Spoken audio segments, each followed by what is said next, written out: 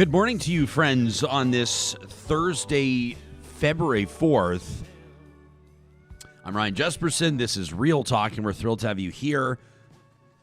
You know, behind the scenes, the work never stops here with the Real Talk team.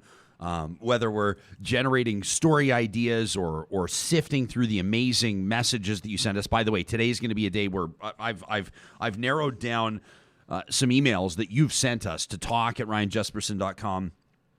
And I promise you, I insist to myself that we will not wrap today's show before I read these emails because they're amazing. So from Cheryl and Matt and Deborah and Diane and SW and Scott, we're getting to your emails today, guaranteed. So sometimes we're working late, burning the midnight oil. We're in here early in the morning getting the show ready. And then sometimes there are outside factors. Like anybody else in life, sometimes there are other things going on outside the show that can exacerbate the feeling of urgency sometimes. And that includes the technical producer of this broadcast, Samuel G. Brooks, who's hard at work behind the scenes. He's been working hard all morning. He's been on it all morning. Are we allowed to say why you're a little... And listen, people might say the word flustered may be inherently negative, so I don't want to say you're flustered. I think flustered isn't an unfair description of where I'm at. It's you have just, kind of you have a bit of a nervous energy about you. A bit of a nervous energy. It's probably a very big day in my family. Okay. The long and short of it is you got to put yourself on camera. I got to put my I was working on ingesting some of the graphics for later in the show. Sam's literally doing 11 things right now. My sister went into labor last night, and it is the first child of my whole generation of the family. She's the first one of my sibling. Well, she's my only sibling, and my cousins and whatnot to have a child. So there was a lot of nervous pacing last night. Yeah. It's a very, very exciting day for me, and still no confirmation yet. The baby's not here yet, but so what happens to the show if you find out? What city's your sister in? By the way, she's here. Oh boy. She's in Edmonton, Canada. Hey, and the funny thing is so I get the text from my mom yesterday, and I think I think immediately you just forget we're in a pandemic because the first place my head went to is like, okay, what hospital am on my way? Yes, of course, realizing that like just her and like maybe her partner can be in the room with her. Like, you know what I mean? It's like it is so. Under normal circumstances, I'm just sort of patiently waiting for the call. So our friends on the chatterbox this morning are already referring to you what I have been cheekily referring to you as for about the last week here in studio, Uncle Sam. Yeah. Which is the most obvious and amazing nickname for you. Oh, boy. So Uncle Sam, maybe we'll get that. Maybe when you're ready. Maybe when your sister's ready. It's all about where your sister's at. And do you know if it's a boy or a girl or anything? We know like it's that? a girl. It's a little girl. Yeah. Okay. So a little girl is going to lead the charge, the next generation in the family. Maybe when your sister, is up for it and decides to post a photo or something along those lines, maybe we can get Uncle Sam trending, the hashtag. What do you think? I think that might be pretty good. Everybody's excited for you, Sam, on the live chat. Thank you so much, Real Talkers. It's been an emotional roller coaster 24 hours. Yeah, so will you promise us at this moment that you will stick around and complete today's show regardless of what happens with your sister? Yes, I will stick around. Because, again, like, what can I do? Where would I go? I don't know. To a hospital I'm not allowed in? If anything, this is just me purely serving my self-interest and making sure that we will have you here for the next couple of hours, Samuel Brooks. It's a very exciting morning. And, of course, all of us, I'm feeling a nervous energy. I've never even met your sister. It's a totally exciting time. I remember when Carrie, my wife, came in and let me know that it was time to head to the hospital when our little guy was going to be born, Wyatt, who's 5 now. She comes. It was Carrie's birthday the night before, and she was very pregnant. And so we had stayed home and we had made some, I don't know why I was going to throw in the word gourmet. We made some gourmet pizzas. Those of you that actually do, by the way, Cam in a Pizzeria is watching this morning. Great to see Cam chiming in, sending you good greetings. So we had made pizzas. We had a quiet night at home, and then she comes in at like 4:30, 5 o'clock in the morning, and that look in her eyes, if you've been in that, it's time. And our lives have never been the same since that moment. Very exciting stuff. Now, there's serious business we're going to get to today. As promised, we're going to take a look at these new, whether are they calling them strains or what the new version how us laypersons, us non-scientists refer to it, the new version, the new strain of COVID-19. What does this mean? The experts are saying this has got to be taken very seriously. They say it almost sounds like a breakfast cereal, 50% more contagious. But the numbers that they're mapping out, including out of the UK, and the UK's are data-driven numbers. In other words, they're reflecting trends that they've seen. They're not speculative. People are going, this is something, this has got to be a wake-up call to governments, to policymakers, and to people. And so Dr. Lynora Saxinger will be back with us coming up in about an hour's time. You can probably follow her already on Twitter at Antibiotic Doc. She knows what she's talking about, and most importantly, she's able to, can I say, dumb it down so the rest of us can understand too? That's coming up right after 9 o'clock. We're going to show you why. Is it a hassle for you to show us the front page of the Toronto Star right now? Newspapers. I have the Star ready, yes. Yeah, let's see the Star. We'll show you later. We'll show you the Journal and all the other newspapers. This is not a mistake. This is not an editing or design glitch. Canada's major newspapers today look like this. And I mean, what's the deal? Well, as you can see on the bottom, imagine if the news wasn't there. They're calling it disappearing headlines, and we're going to talk to the CEO of News Media Canada, who's going to join us to talk about why the major newspapers across Canada are blanking out or whiting out their front pages this morning. That's coming up just after 9 o'clock. And Mubin Shaikh coming up in just a moment. Former CSIS operative, former RCMP undercover agent, now a professor of public safety at Seneca College. We'll take a look at the groups added to Canada's terror watch list, including probably most prominently the Proud Boys, founded by Gavin McInnes. You see them at protests across Canada. You saw them prominently represented in that surge, that attack on the Capitol down in Washington, D.C. on January 6th. So Mubin Shaikh will get into it with us in just a second. I want to remind you that our presenting sponsor, proud presenting sponsor, is Bitcoin Well, that makes sure that this journey continues here with Real Talk, bringing you the most important interviews on the most important subjects. Bitcoin Well is your easiest and safest way to buy and sell Bitcoin. But here's the deal. You get the human touch. You need somebody to kind of explain crypto to you, to help you make sense of it, to answer questions you might have about maybe what's an appropriate amount to kind of, invest in this, or to try to make sense of it. They're not afraid. They've heard all the questions before. I mean, what if this is all a scam? What if it doesn't make sense? What happens if my computer dies? What happens to my Bitcoin? They've heard it all. They can answer all your questions. They're proudly based out of Edmonton. ATMs, Bitcoin ATMs across Canada. You'll find them under the sponsors tab at ryanjesperson.com. Real Talk starts right now. Here's Ryan Jesperson.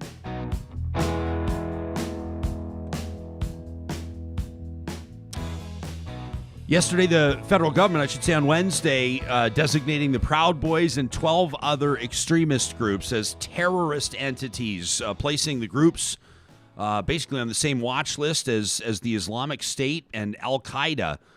Said Public Safety Canada, as it announced the move in a release, based on their actions, each group, including the Proud Boys, meets the legal threshold for this criminal designation. It means that there are reasonable grounds to believe that an entity has knowingly participated in or facilitated a terrorist activity. Our next guest knows all about this, a former CSIS operative and RCMP undercover agent, now professor of public safety at Seneca College. Mubin Shaikh, thanks for making time for us on Real Talk this morning. Welcome to the show. Thanks for having me, Ryan. So people will say, first of all, what's the watch list all about? What's the significance here? Who uses it? Who puts it together? You know all about this. Yeah, well, the designation process is handled through the Office of the Minister of Public Safety. He's at the top of the pyramid, so to speak, and the other intelligence agencies or other agencies/services that collect intelligence feed all that information up into the minister's office, and they then make a determination if a threshold has been met, that whether, we have intelligence and information that they've been actively involved, they've been supporting these kinds of activities, whether in Canada or abroad. It doesn't necessarily mean that activities have to be occurring in Canada for Canada to designate them as a terrorist group. They can use information that's available from other countries as well. So the basic takeaway here is that Proud Boys, Adam Waffen, the base, Russian Imperial Movement, and the other Al Qaeda and ISIS affiliates have met that threshold. So, Mubin, there's going to be people that are watching right now. Some kind little old lady that's sipping on her chamomile tea right now in rural Saskatchewan that recognizes the name because her son was over the other day, helping shovel her walk, and she noticed that he's wearing a new coat that says Proud Boys, and she knows that her son is kind of politically engaged. This is hypothetical, obviously. But she knows that her son is a good old boy. He'd never hurt anybody. He just wants to get rid of the carbon tax, and he doesn't like Justin Trudeau very much, and he's concerned about Sharia law and the United Nations, but he's not a terrorist, and now he's on the same watch list as Al Qaeda. Well, what do you say to this little old lady in Saskatchewan? Well, I mean, I'll tell Granny to take her chamomile tea, which I love, by the way, and encourage her boy to rethink his life choices. Because now it means that the police they'll get search warrants if you're a target of their investigation, which you now can be. It means they can do a whole bunch of things to you. They can go into your bank accounts. They can see who's been assisting people. So good luck trying to buy a home, get a mortgage, get a business loan, anything like that is out the window. That's just the financial penalties. Legal penalties, you're going to be charged with terrorism. You will be at the same level as Al Qaeda and ISIS. And unfortunately, we hear this story a lot. He's not really going to hurt anybody. A lot of people used to say this about hapless amateurs that were getting caught up in jihadist plots. The main thing is that the government is giving a message that these kinds of activities, these kinds of associations, we're not going to accept anymore. Mubin, this is so this terror watch list is significant for the reasons you told us. Investigations can launch. There could be banking implications, things like that. What about individuals that I it's kind of funny. I'm stopping myself mid-sentence going, am I going to come across as an apologist here? But I guarantee you there are going to be people that were like, my buddy got me the T-shirt. I just went with my buddy to the protest. Like, I'm not a terrorist. And all of a sudden now, these guys are hearing interviews like this and they're going, what have I gotten myself into? What would be your message to Proud Boys that are watching interviews like this right now? Yeah. I really strongly encourage them to rethink their life choices. I know we joke, we're trying to make light of it. We're playing devil's advocate and that's okay. But like, I went through a period of this myself. Like, I was a supporter of the extremist cause and I never got involved in anything. I never got caught for anything because I wasn't doing anything. I would say really the same message that, once you're listed, once the group is designated like that, there's no other option. There's only one option, and that's just to cut your losses as they are now, because you don't want to be caught up in a terrorism investigation. Your phone calls are monitored, your emails, your texts. There's nowhere you can hide. And so, you got to ask yourself, is it really worth it? Is it really worth it for your future, for your family, for your livelihood? What is the significance of this, Mubin? Were you taken aback a little bit that this group was named to the list? Did you sit there and say, well, it's about time? As a matter of fact, we're a bit behind the curve on this. Is it an appropriate inclusion? I made the joke that what I feel about the Proud Boys designation. A-OK, by the way. Look, the reality is that I think at least the minister's press release, made it clear that it was not because of the January 6th events. We can talk about that, and that's obviously, been held up as a major example of how things went wrong for the Proud Boys. But they stated that intelligence agencies and police have been looking into these groups for months, if not years. That was the quote by the minister. And the other point that he mentioned is that it's because of Five Eyes intelligence, which also tells you now that there are other police and intelligence agencies involved in collecting, information on people. You remember the Five Eyes Alliance is basically the ABCAS, so America, Britain, Canada, Australia, and New Zealand. So think about, these are five major intelligence organizations that are collecting information on this group, Proud Boys, and the other groups that they've listed. So what we're seeing now is just an end result of what they've been doing quietly behind the scenes. Mubin, there are as you know, a total now of 73 terrorist entities on Canada's watch list, and that includes, I mean, obviously some of the names that people will recognize. We mentioned, Boko Haram or Al Qaeda, Islamic State, etc. But if you look at the names that were added, there's 12 of them. There's this, do you call it the Atomwaffen Division? Is that right? It's a neo-Nazi group that was there at the Charlottesville rally back in 2017. The Russian Imperial Movement. Formed, as a matter of fact, those are the ones that bombed that asylum facilities in Sweden back in 2016. The Proud Boys, the Base, that neo-Nazi group. Just noting the obvious here, for the most part, these are white groups or groups that attract typically white men. Is there something going on? I'm not suggesting that that non-white individuals have cornered the market on terrorism. But is there something? Is there a resurgence, or is there a rising up of neo-Nazi or other white supremacist movements more than typical that you've noted? Yeah, I mean, for those who were, keeping track of these things, the first real catalyst for that was the election of President Obama. They saw membership in hate groups rise like over 350%. And there was 8 years of Obama, and these groups were, just coalescing, proliferating. And then you had Trump, and Trump just, let the horse out of the barn. And so over a period of time, we've been seeing this proliferation, and we're now at it seems like at the tail end of it, in that, now these groups are really showing themselves. But they've been doing this stuff for a long time in the U.S. and in particular, especially militia groups, those who are white supremacists in nature, because they're not all white supremacists in nature. Some are just virulently anti-government, and they're not neo-Nazis at all. Like Boogaloo Boys, are the ones with the Hawaiian shirts. People make fun of them, but they're quite serious. They've killed police officers. But some of them are white supremacists, others are not. So it is a mixed bag. Although there's a huge neo-Nazi footprint in this world.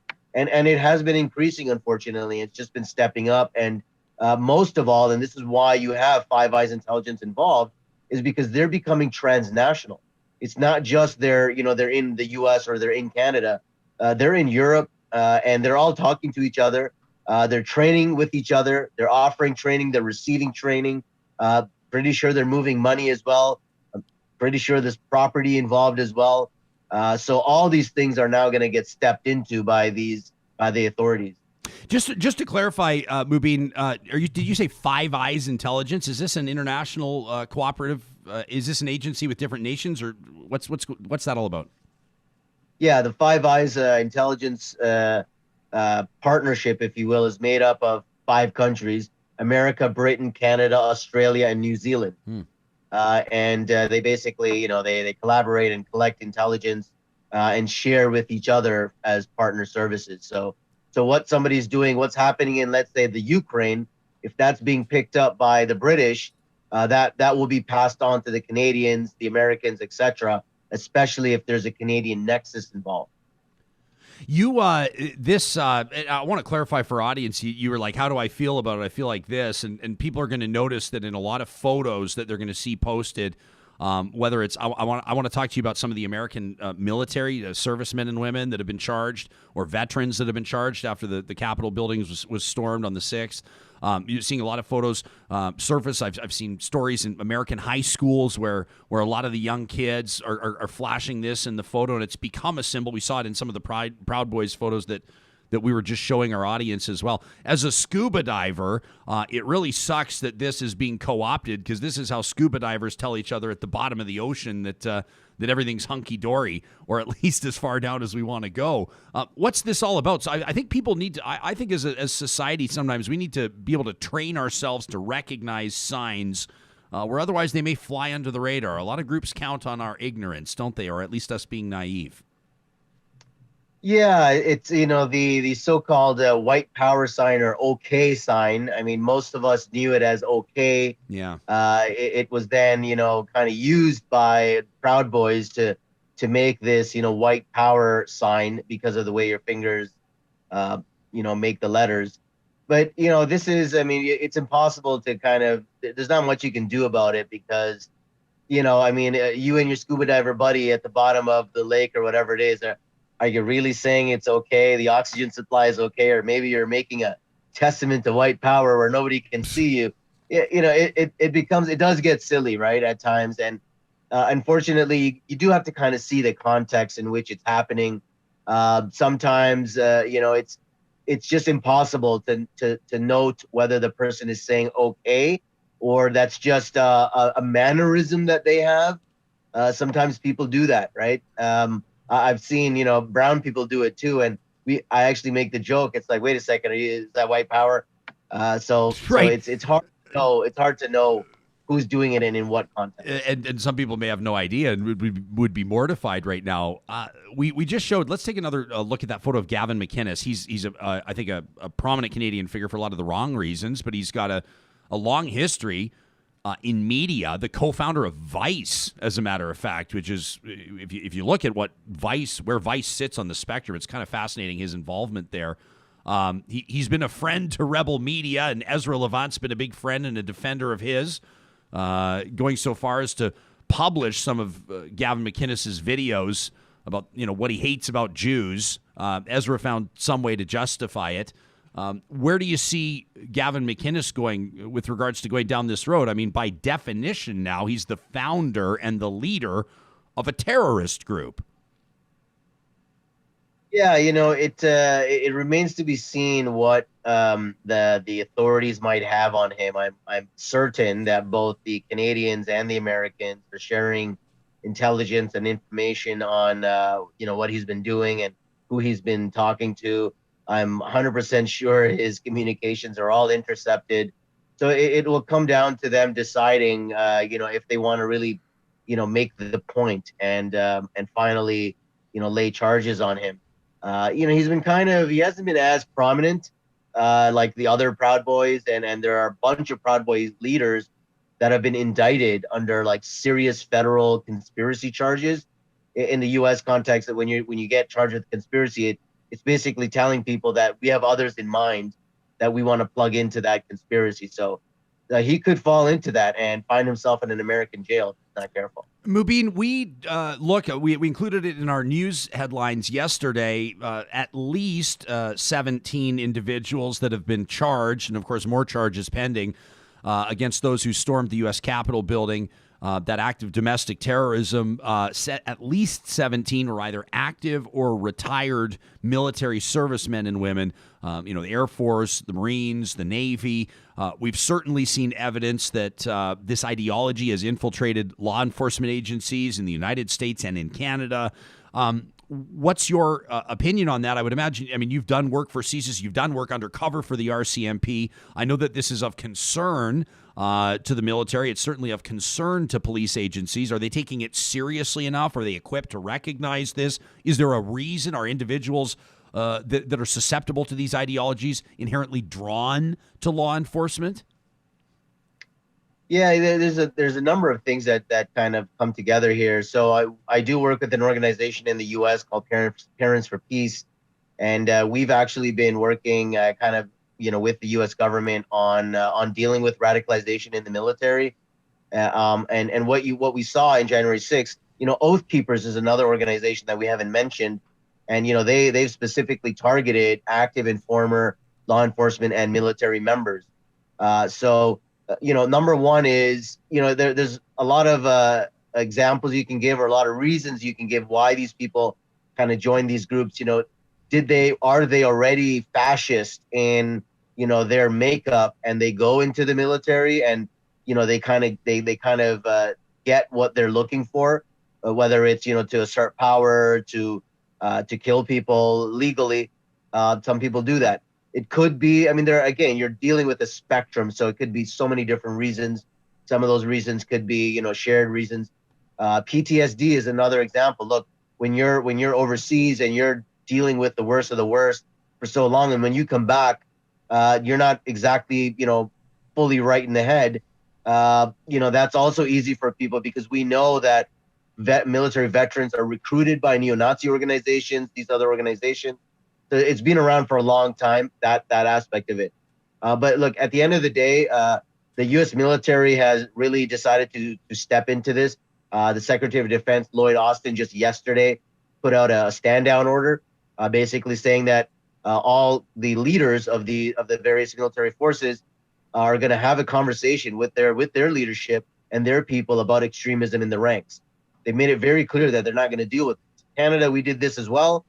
Just this week, they announced the Royal Canadian Navy that they were kicking out right out of the military a young sailor who was connected with Iron March Forum, which is another Serbian neo-Nazi forum. They kicked him out of the military, right? So because he was also trying to facilitate weapons deals to some of these extremists. So the military does not look on this, with ease. Like they take this very, very seriously. They don't want people taking, their training and then going off somewhere to join an extremist group and do what they're going to do. So the U.S. is looking at it. The police, however, it's taking them a little bit longer because of, I think, police unions. The way it works in the U.S. is very difficult to just fire police officers. But look, a reckoning has arrived in the military, in the police, in politics, we hope. And what we're seeing now with the Canadian designation is just one symptom of that, one sign of that. And there are more signs to come. I think that, as a civilian, way more about this than me, Mubin. I mean, you're in the fascinating position of having been on both sides of this as someone who has found himself in his younger years susceptible to indoctrination. Then you've found a way out, and then you've worked with law enforcement, and now you're working to educate people on it. What a remarkable journey you've had. I shouldn't take for granted that you and I have participated in several interviews, but this is a new show and a relatively new audience. So maybe we'll get into that in just a second. But I think it's worth pointing out that I think just the fact that this is in the headlines, the fact people are talking about this. I mean, I invoked that hypothetical about the little old lady in Saskatchewan because there are parents, grandparents, spouses, girlfriends, sons and daughters today that are having a moment of reckoning because they recognize those T-shirts and those patches on the jackets and those colors because they're hanging in their front hall closet and they want to know what the hell that means right now. Shane asks an interesting question. He says, what's the role that media in Canada plays in giving space for these movements to rise? I mean, he uses Rebel Media as an example. He says, how do we encourage a free press and yet protect our fragile democracy? Interesting question from Shane. Yeah, well, and, there's a great quote I'll never forget. It says, media gives terrorism a longevity it might not otherwise enjoy. Back in the 70s when the IRA was blowing stuff up, at least you could tell the British press, don't print this, right, for X reasons. Those days are gone. You can't do that now. News flows both ways, right? People create news, they disseminate news. So it's very difficult, right, to kind of walk that line. I mean, Rebel Media, we know what they are. We know what they've been doing. There's a reason why they are seen the way that they are. And there's not much that can be done. But now with the Proud Boys being designated, Rebel Media can't do that anymore. You cannot carry interviews with these people and promote and basically use your platform to promote their views. That those days are over. And it's amazing. I know that you're not talking to us from Alberta, but it's a fascinating relationship that many Canadian conservative politicians and in particular conservative politicians in Alberta have with Ezra Levant and Rebel Media. You've got an outlet here that's provided a platform to a perpetual and recurring platform to a group now on Canada's terror watch list, and you've got politicians going on this platform doing interviews, being criticized for it. It's a tough spot optically for politicians who now will have to face even more tough questions from constituents, and they're fair questions, believe that. So you've had your journey, and you speak to us now from a position where you can look back upon it. For somebody right now that says, someone that I love, someone that I care about deeply is ensconced in this, how do I prompt or encourage them to consider a way out? I mean, you've said your advice to these Proud Boys 15 minutes ago was reconsider your life choices. How did your journey out begin, and how did you wind up where you are now? Yeah, this is a good point. I mean, I was like 19, 20 when I was kind of fell into that. I would really encourage family members and friends that don't don't try to just lecture people out of it, right? You don't know what's happening in their lives. There's usually something that has informed their trajectory into extremism, whether it's probably going to be some kind of personal issue, emotional issue, maybe economic, religious, whatever it is. There are many things that contribute to a person's radicalization, and to pull them out of it requires that if you're truly committed to them, you love them, they're your family member, they're your friend, whatever, you need to keep giving them that support, right? You can't just, again, wag your finger and expect them to kind of get out of it. That scare them straight. That's really not the way forward. For those who are kind of experiencing this, really give your friend support, or your partner, whoever it is, and show them slowly. These are the consequences for this. You need to ask yourself, like, do you want a future, right? Do you want a future with your partner? Do you want to have children? Do you want to move on in your life? And when you show people that this is the reality check for them, very gently, very nicely, you don't need to, like I said, scare them into it. Get it, don't you dare, or blah, blah, blah. Like that's not really it could work in some cases, but in some cases it doesn't work. And I personally think the better way is for people is to show them that, listen, where are we going with this, right? What's going to happen to our kids, right? What's going to happen to our jobs? Like these are things that people, really depend on. And so, you don't want to compromise that. You don't want to risk that. Mubin, you have to imagine for a lot of guys, they're going, this started as like a social circle thing, right? Guys who maybe felt that their opinions it's the classic explanation for how so many people find themselves in these types of groups, right? Ostracized, alienated, individuals that maybe haven't connected totally with society in other ways. Their views are perceived to be extreme within the community. They know that. They've been ostracized or criticized on Facebook. People are blocking them on Twitter. And then all of a sudden there's this group of like-minded individuals that welcome them with open arms, and they can use whatever slurs they want when they hang out and crush beers, and they can tell all the jokes that everybody else frowns at. But the question is ultimately, what's the end game? Where does this wind up? Where is this all going, right?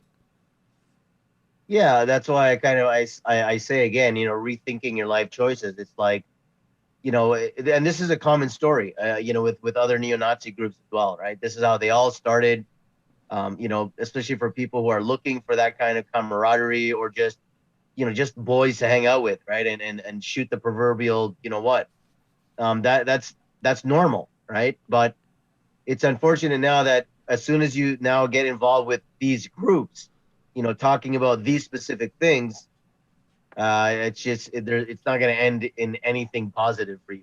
It's one thing to be blocked on social media. You can say what you want, but it's something else when the RCMP, are breaking down your door, at 5:30 in the morning and dragging you out because you're a terrorist.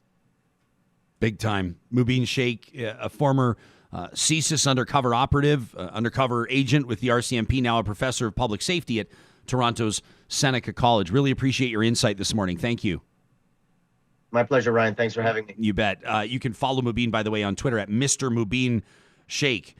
Want to remind you that the team right now at Park Power, they're powering our hashtag RealTalkRJ. That's what we're keeping an eye on this morning to get a sense of how you feel about what you're hearing here. And, of course, our live chat's going off right now. We'll get to some of your comments there. Park Power, for the last 8 years or so, has been operating in Alberta, locally owned. They employ everyone in their call center, customer service. They're all local, so they can understand your plight.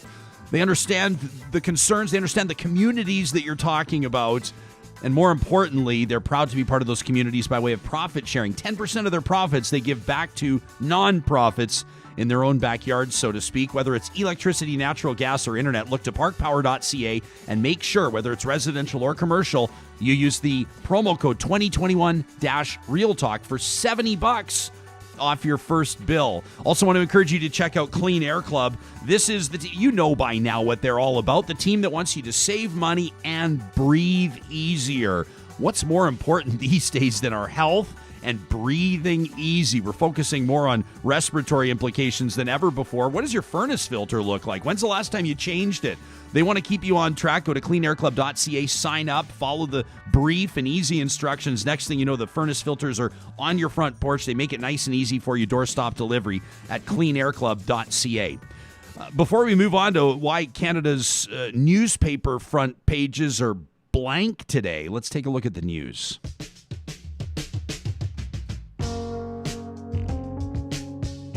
Well, the country's former top military commander will be investigated.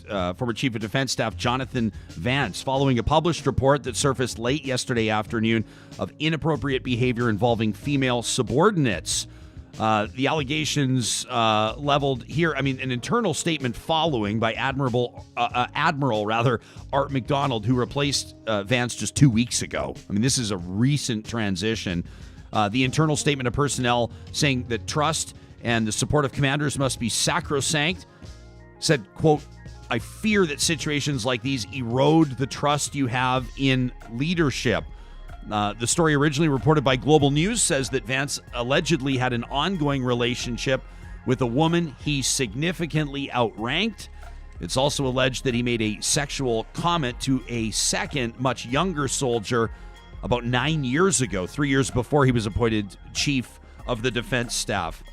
Alberta Health Services is warning of a scam. Make sure you tell your loved ones, especially seniors, that there are phone calls being made, a phone scam where Albertans over 75 years of age are told they can book their COVID-19 immunization for a fee. It says Alberta Health Services Media, they'll never ask for payment for a COVID-19 immunization. The official word, hang up immediately and report to the non-emergency line for local law enforcement. In other words, write down the number that call came from, call the cops on the non-emergency line and let them know. And as mentioned, newspapers across Canada, all the major dailies, including the Toronto Star, including the Edmonton Journal, right here in our hometown, look like this today. They're blank. The hashtag disappearing headlines. Now, what does this all mean? Well, let's get to our 9 a.m. Mountain Time guest, kind enough to join us in his time zone. It's Eastern Time, where he is president and CEO of News Media Canada, John Hinds. John, welcome to the program. Thanks for being here. Thanks for having me. John, I've never had the pleasure of meeting you in person. Is it Hinds or Hinds? I want to make sure I get to it. Hinds. It's Hinds. H-I-N-D-S. Okay, perfect. This is a remarkable site. I can't remember the last time I've seen a major daily like the Toronto Star, and there's papers across Canada doing it this morning, completely blank. How did this come about? How did we get to here, and what's the message? Well, I think the message is that this is a very serious issue, and it really impacts our readers and Canadians as a whole. That the reality is that news is disappearing, and if something isn't done soon, we'll see more and more blank headlines and fewer news outlets being able to continue in business. So this is painting a clear picture, I suppose, number one, to government at various levels, and we'll get into that, but also to readers, to people who consume news media. Why don't we start there? It's going to be a wake-up call for some people that see the front page this morning. What's your message to readers?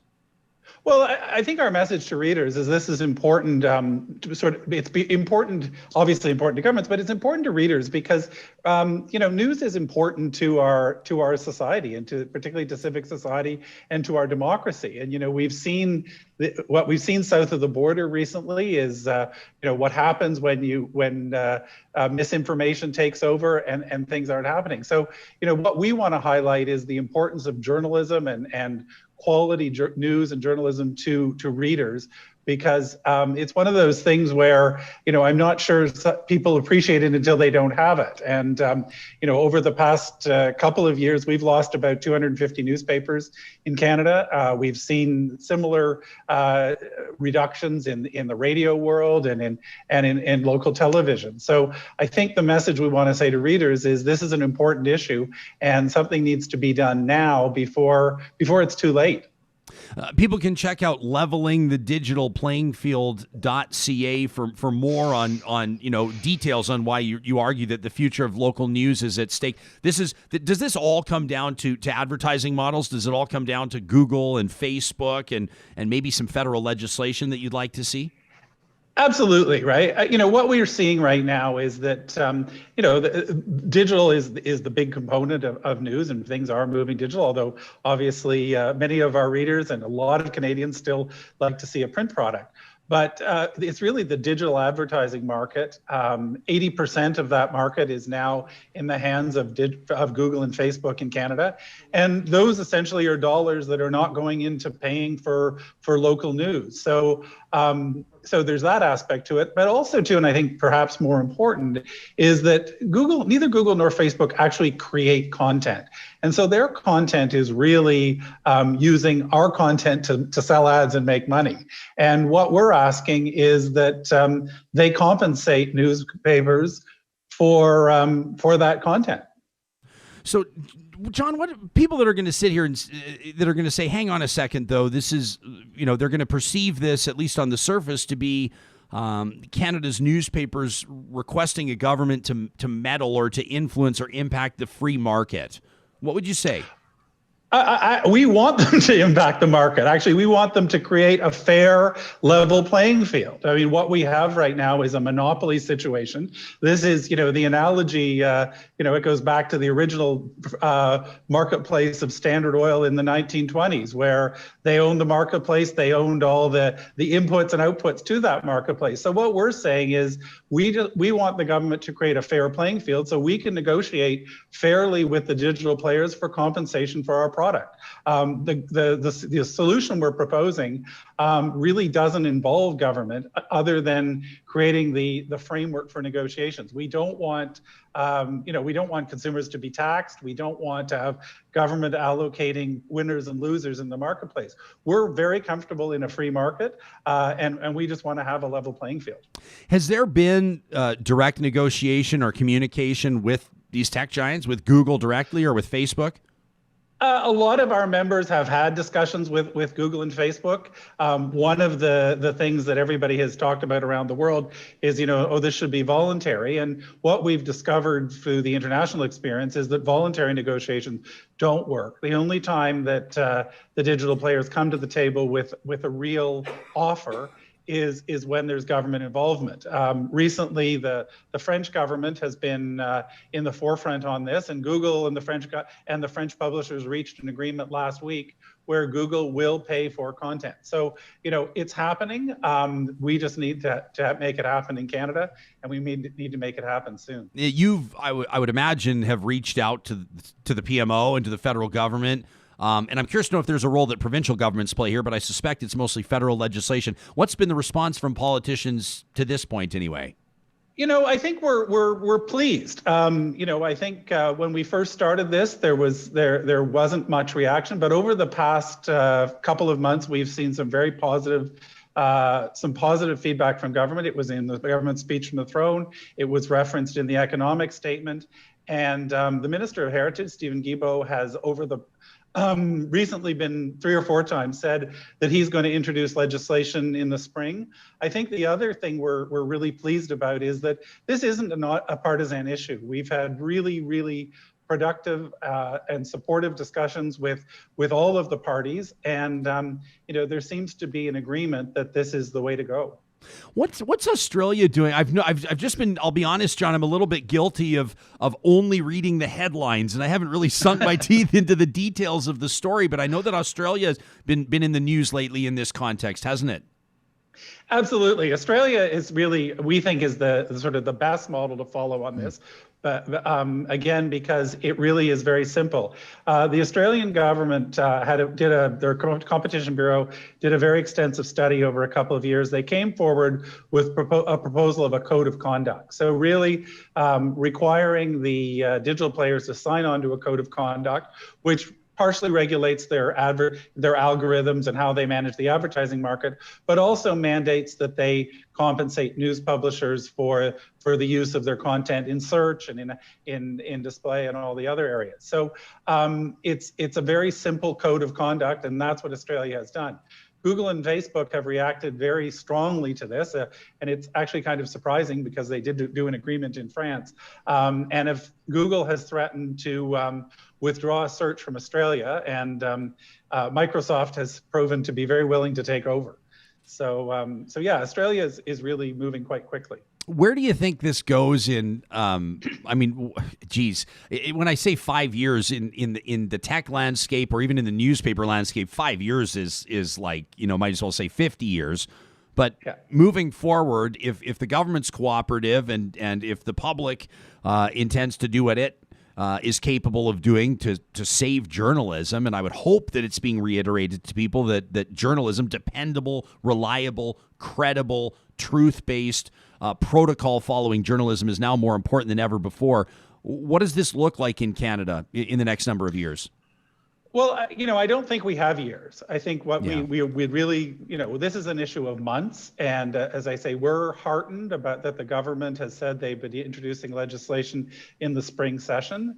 One of the attractiveness of the Australian model is that it's simple. It just means that once you have the legislative framework in place, it requires the platforms and the publishers to sit down. In the Australian model, that's a matter of weeks. And the Australian model also contains, and again, this is something we think is good because it moves it quickly, is they have a certain period to negotiate. If they can't reach an agreement, they go to baseball arbitration. So an arbitrator picks either one or the other. So it's a huge incentive to move this forward quickly because, as I said, we don't have years on this. We're seeing, we're seeing newspapers, and a lot of newspapers in Alberta are really impacted by this. And COVID has certainly not made the situation any easier. Yeah, we can show our viewers the front page of the Edmonton Journal as well. It looks like a lot of the other newspapers across Canada today, which is again just blank.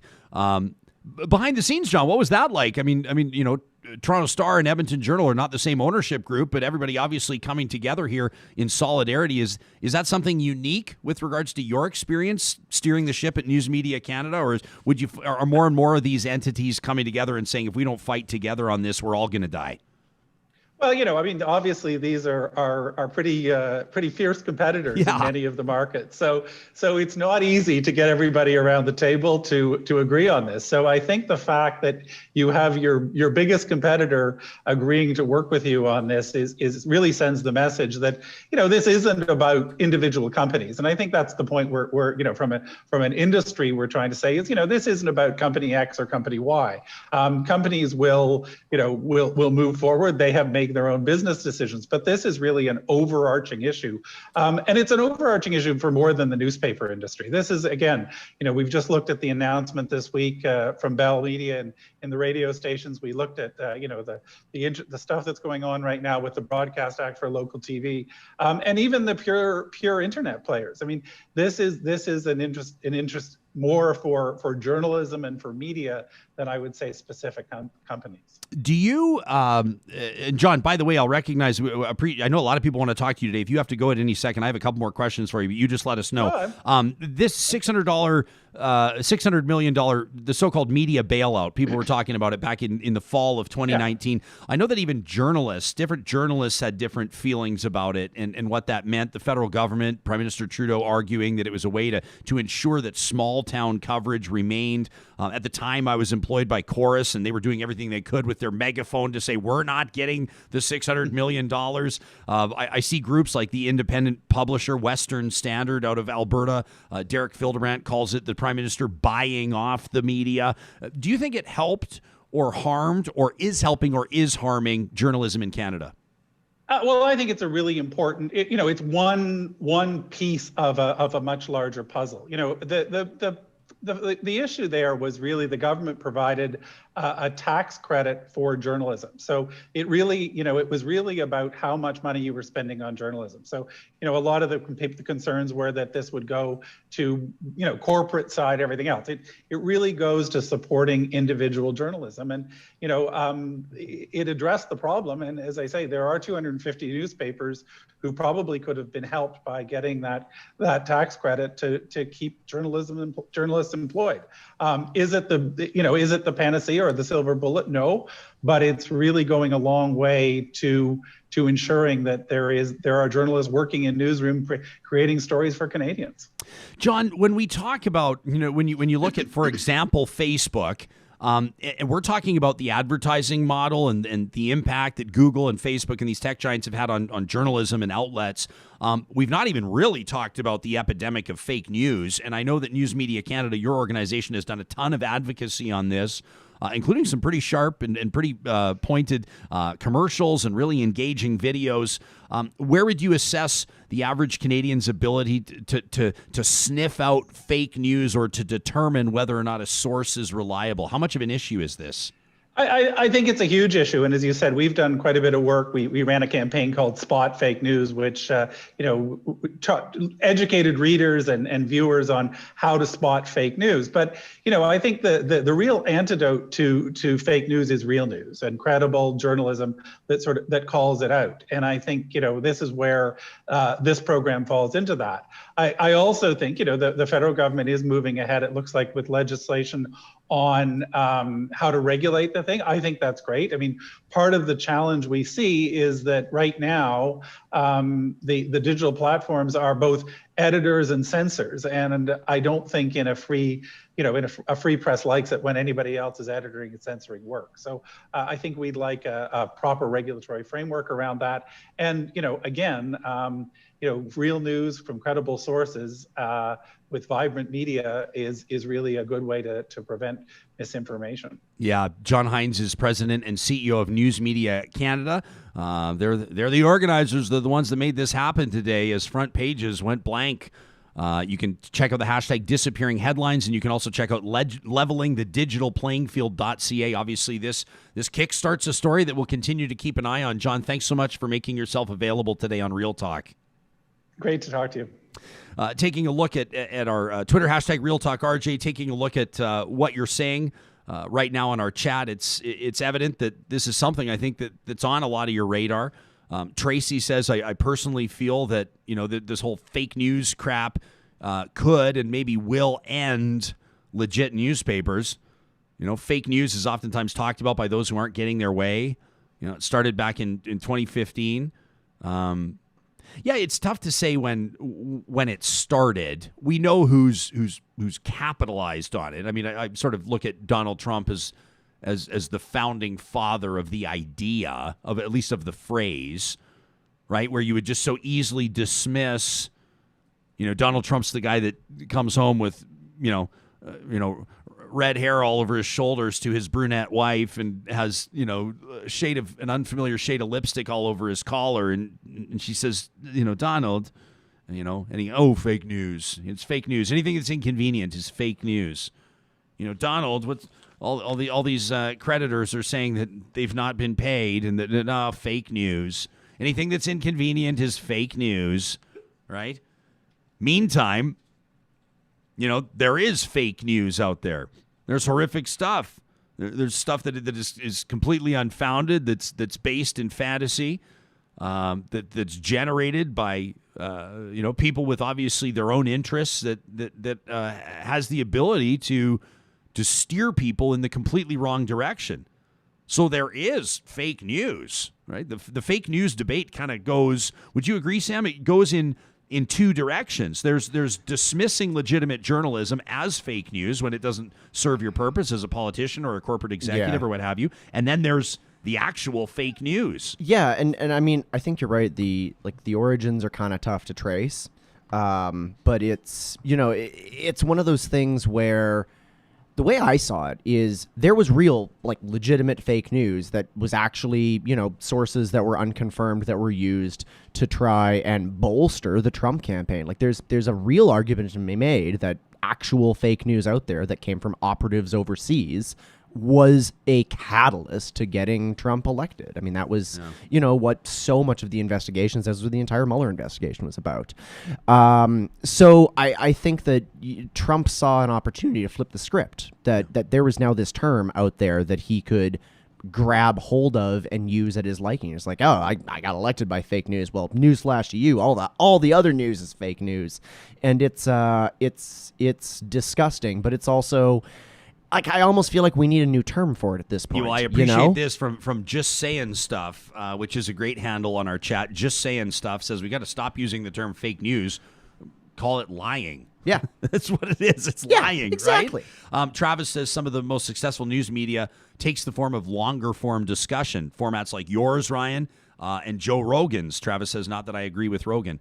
I don't know, Rogan Joe Rogan's all over the place, which I actually quite respect. I like how Joe Rogan interviews people. I like that Joe Rogan will bring, he's controversial in the sense that people will say, well, what are you doing bringing Alex Jones on your show? Why are you giving Alex Jones a platform?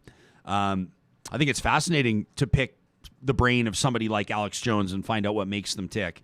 I think it's fascinating to be able to get into those conversations and seek clarity on what fuels a lot of people's work and activism and some of the things that they put out there. Interesting discussion going on here on the chat. Some random guy says, let's be fair, Jesperson talks about the news but doesn't actually report breaking news. His value comes from discussions and exploration of the news. That's fair. This isn't really a breaking news show. We found ourselves twisted up a little bit editorially on the day that Joe Biden was inaugurated. Right, we had some content about what this inauguration means, what a new administration means for Canada, for the economic relationship between the two countries.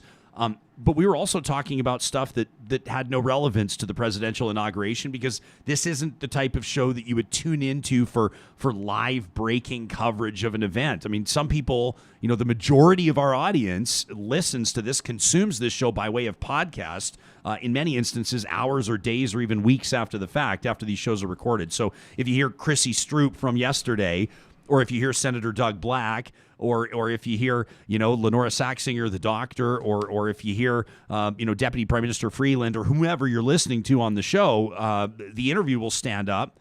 It's an interesting, longer form discussion, but it's not the type of news that evaporates the relevance or the significance of a breaking news radio show, for example, that 2 hours after the fact, it's already stale.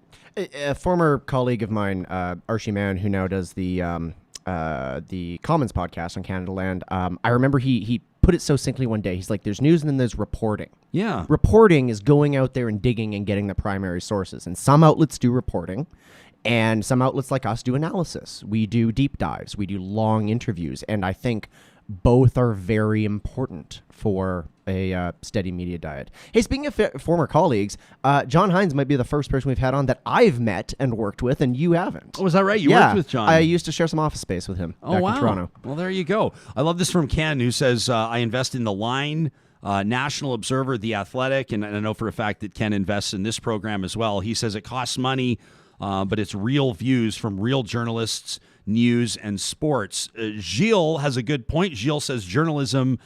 I don't know why I just did that. I treated that like the Colbert Report. I was like, Gilles says journalism. Anyway, Gilles, no disrespect. You know that. That was just me.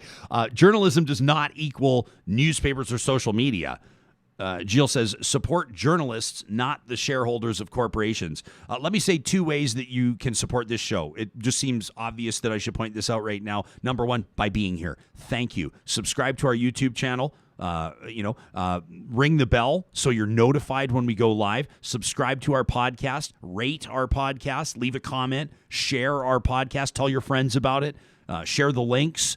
Tell people about Real Talk. Tell them it every morning at 8:30 Mountain Time. We're here at ryanjesperson.com. And if you feel inclined to go further, and there's obviously never any pressure, but if you'd like to do something, if you'd like to show your support and join us on our journey as we grow our brand, I was about to put us on the clock with something, but I don't know if we're ready to do that quite yet. I was going to say, I guarantee you we're going to be making another hire by X date. That's not a smart way to manage. So I will tell you, though, we are expanding our team. We're in the process of expanding our team, and we have expanded the Real Talk team behind the scenes in ways you may not be aware. All of this is possible because of you and people that support us on a monthly basis on our Patreon.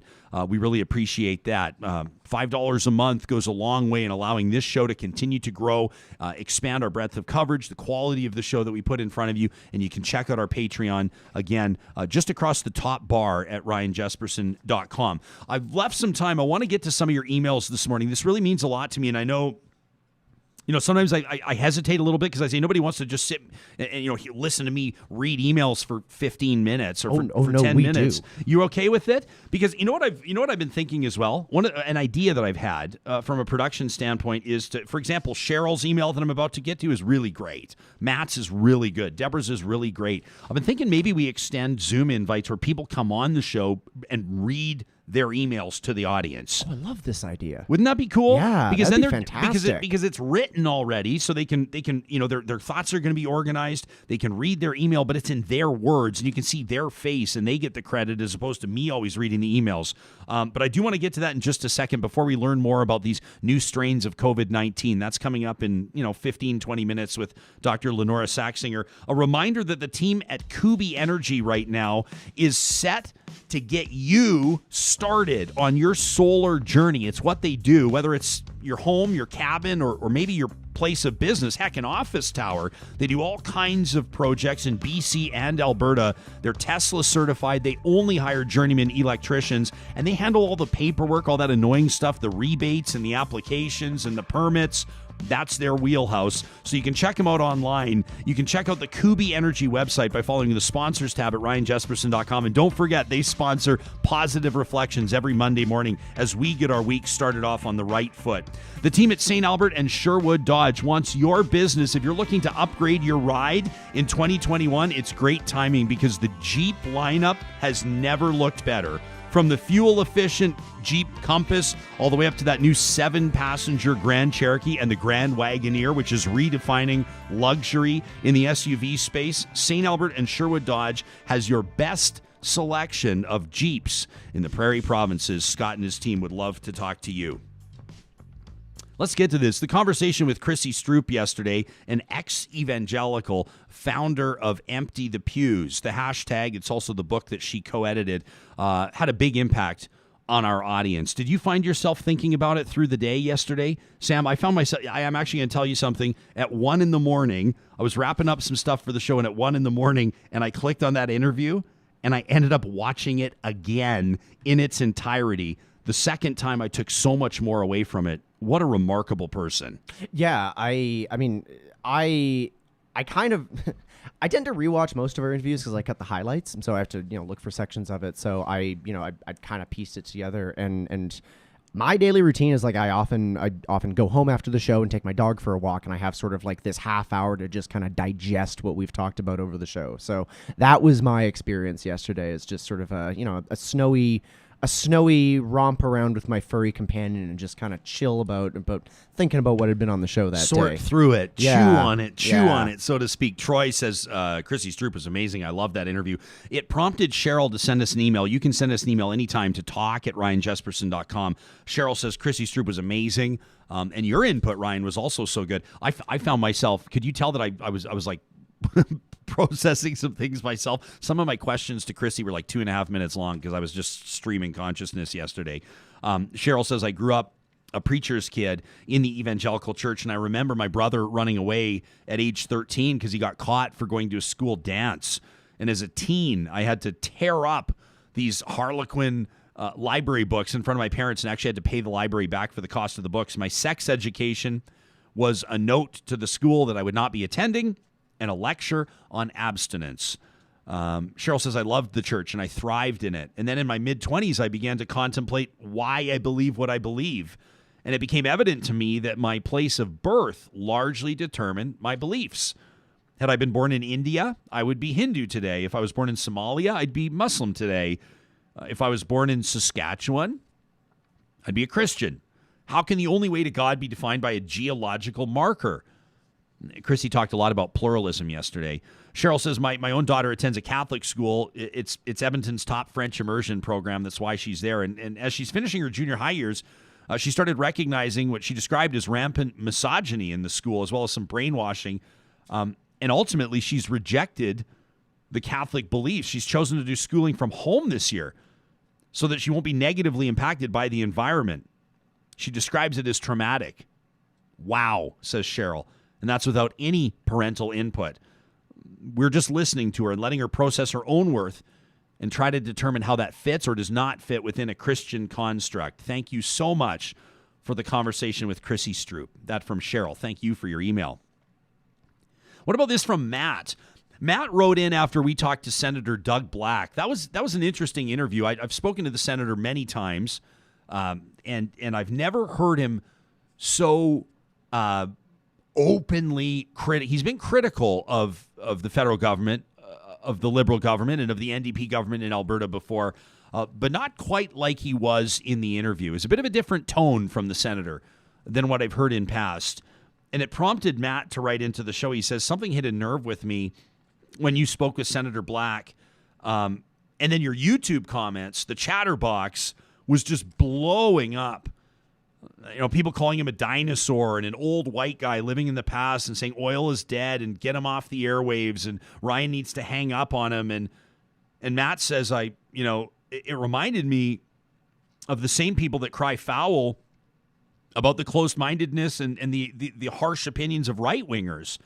And he said, and what I realized is that it seems to me that some people can be just as closed-minded as the people that they criticize.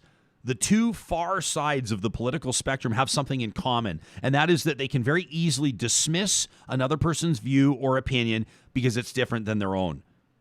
Both sides have blind spots of even acknowledging or considering differing voices, and it's very frustrating sometimes that it's these people that get the airtime. What hit a nerve with me is the fact that I don't even believe that leftists even realize they're just as closed-minded as right-wingers. We all know, says Matt, that the far right is nuts, but I don't think that the far left, who criticize with ears closed, I don't know that they realize that they're in the exact same boat. This type of behavior is not constructive at best, and it's disrespectful. Matt says, with social media, we're living in an echo chamber. I should properly, it's West Side Matt, by the way. He says, with social media, we can live in an echo chamber, and it's fed by this machine and the social media algorithms. Matt says, I have blind spots of my own, but I'd like to think I'm decent enough to hear out the other sides of the spectrum, even if I don't agree with them. He says, keep up doing what you guys are doing. If you're not pissing somebody off, then that's when you have to worry. That from Westside Matt. Well, don't worry. We're pissing off lots of people, Westside Matt. So we must be doing something right. How about that interview with Art Price yesterday? Woo! Unbelievable. Former CEO of Husky Energy says pipelines right now don't make sense. Says the industry's moved on. The Alberta government needs to move on. It was fascinating for me to see what happened in the chatterbox. The minute that Art Price started talking, and he opened talking about subsidies, and he said, big oil hasn't really been subsidized in Canada. And I went, I don't know about that. And some of you started going, whoa, And we said, yeah, what about like tax breaks, though, and help for cleaning up orphan wells and this, that, and the other? And he goes, yeah, tax breaks. He says those are available to anybody in industry that pays corporate tax. And he's not wrong on that. Now, we could argue all day about whether or not the oil industry has seen subsidies, but I saw an evolution on our chatterbox. I saw some people by name at the beginning of the interview saying, get this guy out of here. And by the end saying, woo, giving him a virtual standing ovation for his take. Isn't that the truth? That's the case. You can go back and watch the video yourself. It's important, I think, to hear other perspectives. You never know what somebody's going to put out there. I tweet out, Sam helps me out with this, and we pull about 2-minute clips out of interviews. And so after the show, in the hours after the show, we'll post, a notable 90 seconds or a notable 2 minutes from the interview, plus the YouTube link to the entire interview. And the clip that we shared yesterday of Art Price is our most shared and most watched clip in the history of the show.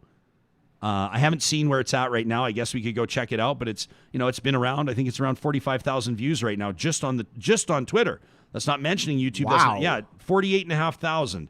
So we're closing in on 50,000 views, and I posted that 18 hours ago. That's not the podcast. That's not YouTube. That's not streaming on Mixlr. So this interview has reached, I'm going to say, approximately, off the top of my head, ballparking close to 200,000 people all in. That's pretty significant, and that's a voice that needs to be heard. Boy, the little show that could. Hey, everybody. Deborah says, you asked us about ideas, Ryan, for Meet in the Middle Mondays. And I love that email I read yesterday. I apologize to the viewer. I can't remember your name, but a viewer said, thank you for taking us into the muddy middle. And I love that. I love muddy middle. It paints this picture of how it's mucky and it's uncomfortable. And sometimes it's difficult because it's so easy for us to stay in our own camps and call everybody else out to lunch. Right? Call everything else fake news, And I love them saying the muddy middle.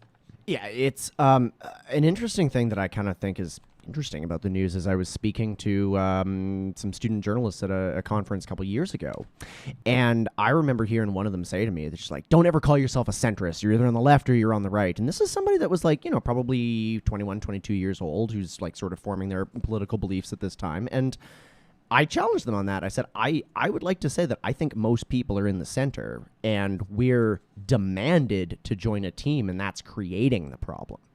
The middle is where things actually get worked out.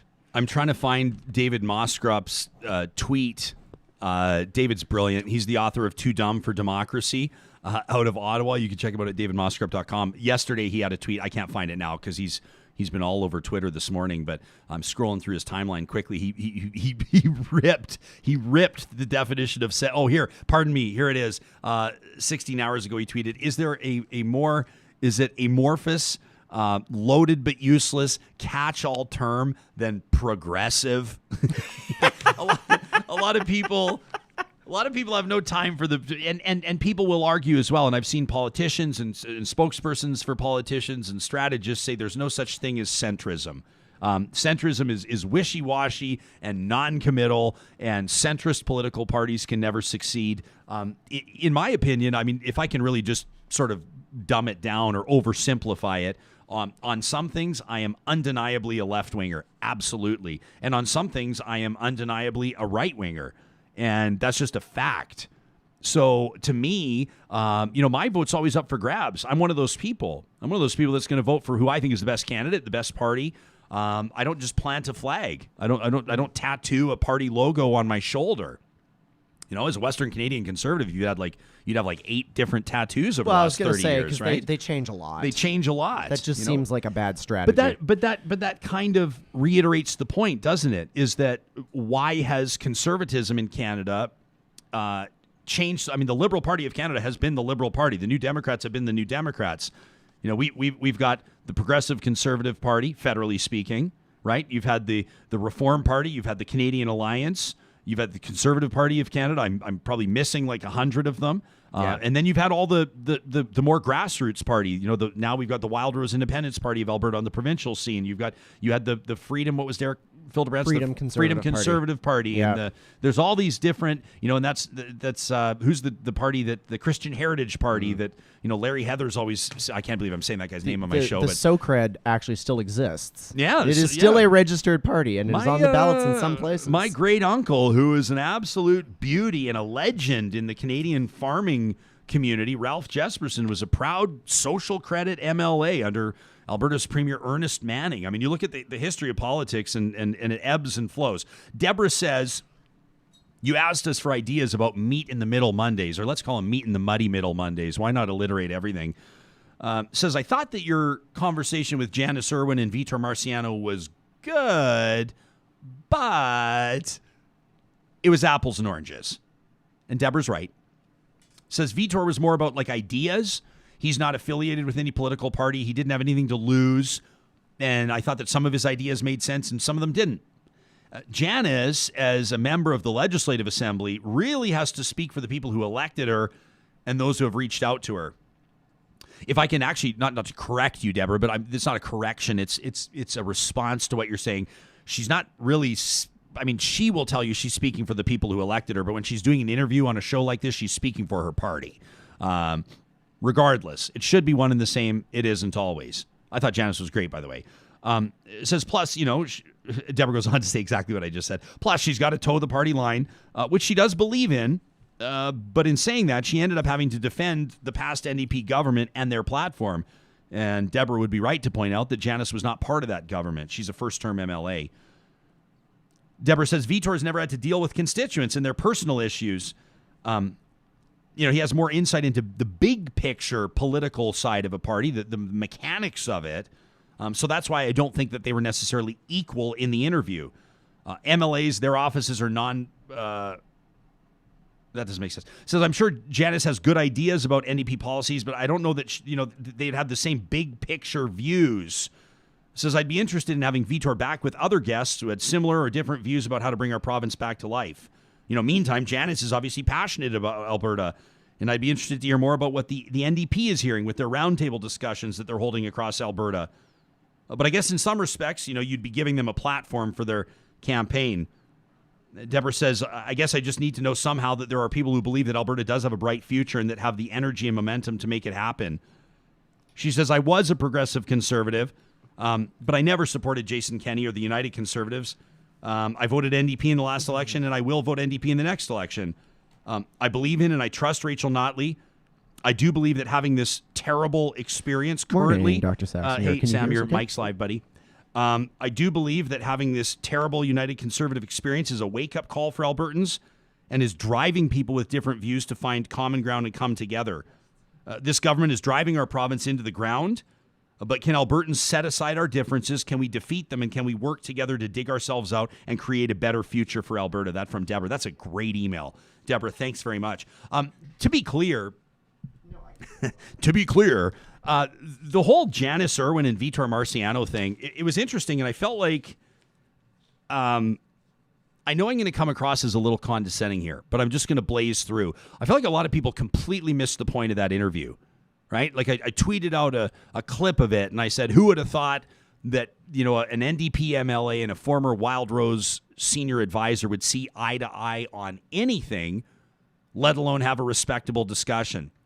And a bunch of hardcore NDP supporters came at me and said, what are you talking about see eye to eye? They have completely different, what do you mean see eye to eye? And I said, no, like the whole point, the whole reason that they were there together was that I tweeted about bringing back healthcare premiums. Janice Irwin said it's a terrible idea. And Vitor Marciano said, I agree with Janice. And I went, that's very unusual for an NDP MLA and the former press secretary and senior advisor to two Wild Rose Party official opposition leaders publicly support one another's position. It's almost unheard of. And it's actually, in my mind, really encouraging. I don't think it's reasonable to suggest that left-wingers and right-wingers are, let's get rid of the labels. People of wildly different political perspectives are going to agree on everything, let alone anything. But the reason why they were on together is because they agreed on that. And I wanted to bring together people that have demonstrated that it's possible to share opinions with one another with whom we might not always agree.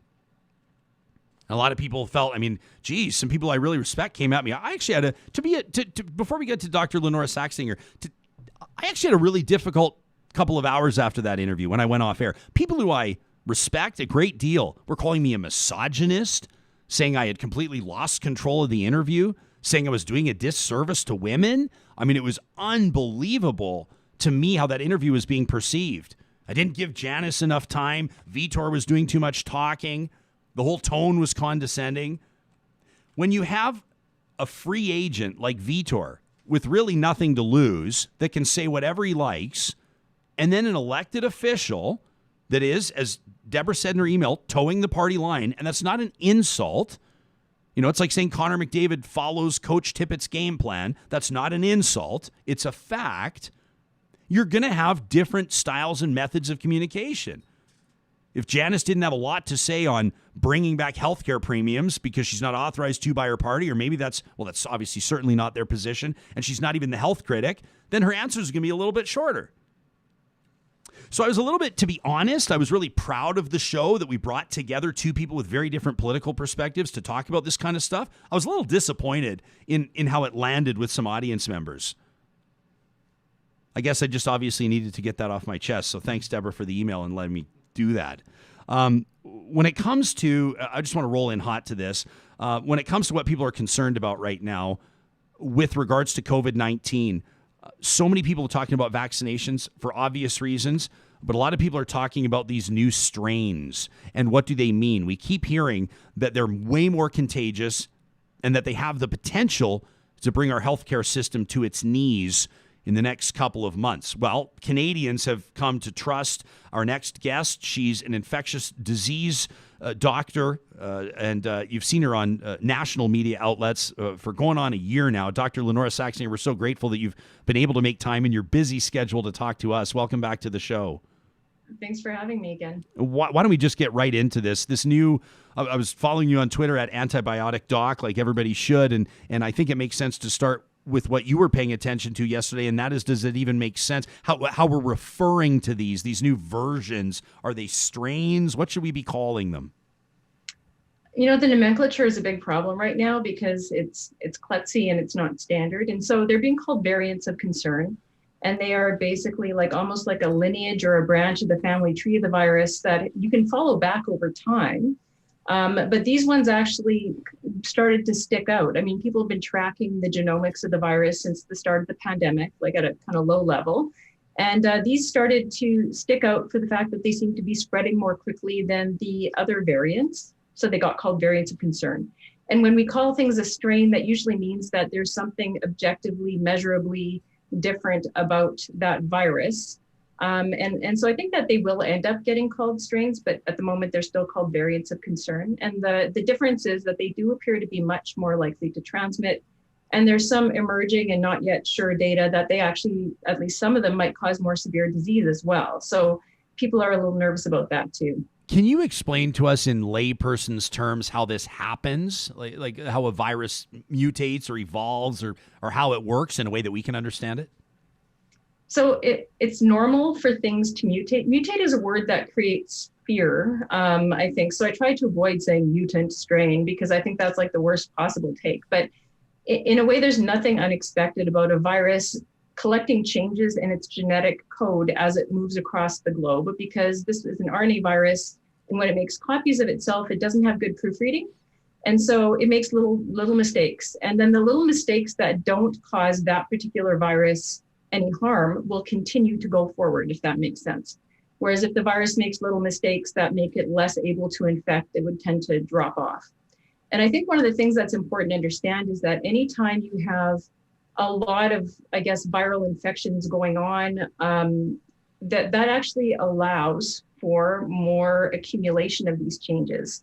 Whereas if you're in a place where there's a very controlled rate of infection and not many people are running around with active infections, you're not going to see this happening as rapidly. And so it tends to occur more rapidly in pressure cooker type epidemic situations, and under pressures from antibody as well. So we've seen some indication that, some of them are, when viruses evolve in the presence of ineffective antibody, they can change to be able to better escape that antibody, if that makes sense. Yeah, it's hard to.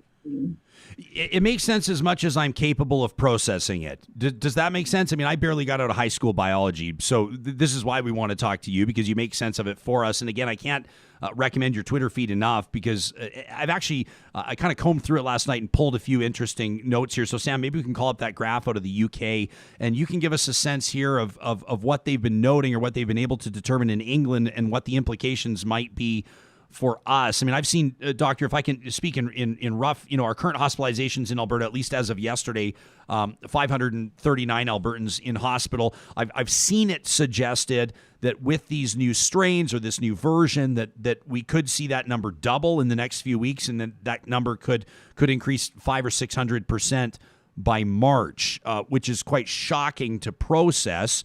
Would you concur with those numbers? And if so, what can we learn from the UK? So I think there's a couple of things that are really important to establish on why we have to be really, really cautious, and we have to take this very seriously, but the sky is not necessarily falling. So one thing that we have in our advantage is that we have a really, really good lab here. And our lab has been increasing their ability to screen all the positive tests, and are hoping to be able to screen all positives as long as they can get them into the central lab from all over Alberta in the very short-term future. And other places are screening less than 10% of the positives. So we are finding things, I think, because we're looking for them.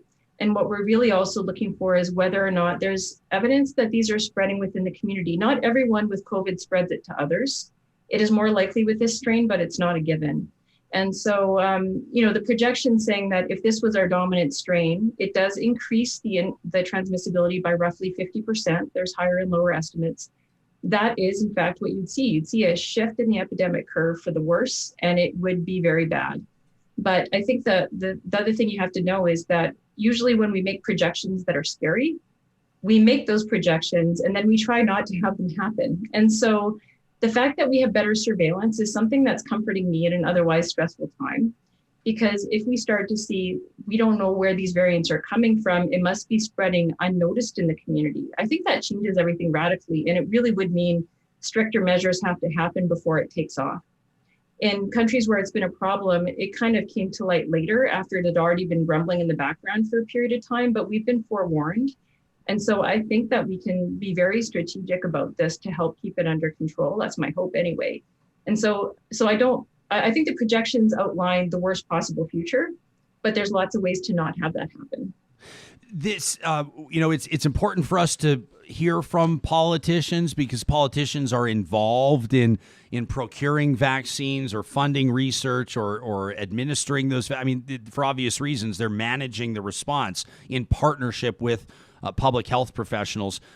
But sometimes I think it's also important to try to remove the politics of it, to remove the inflammatory rhetoric, to remove the partisan influence and the bickering back and forth. How would you characterize, I mean, we're talking about Canada either, securing vaccines or securing the right vaccines or not securing enough vaccines, not getting them to the provinces quickly enough.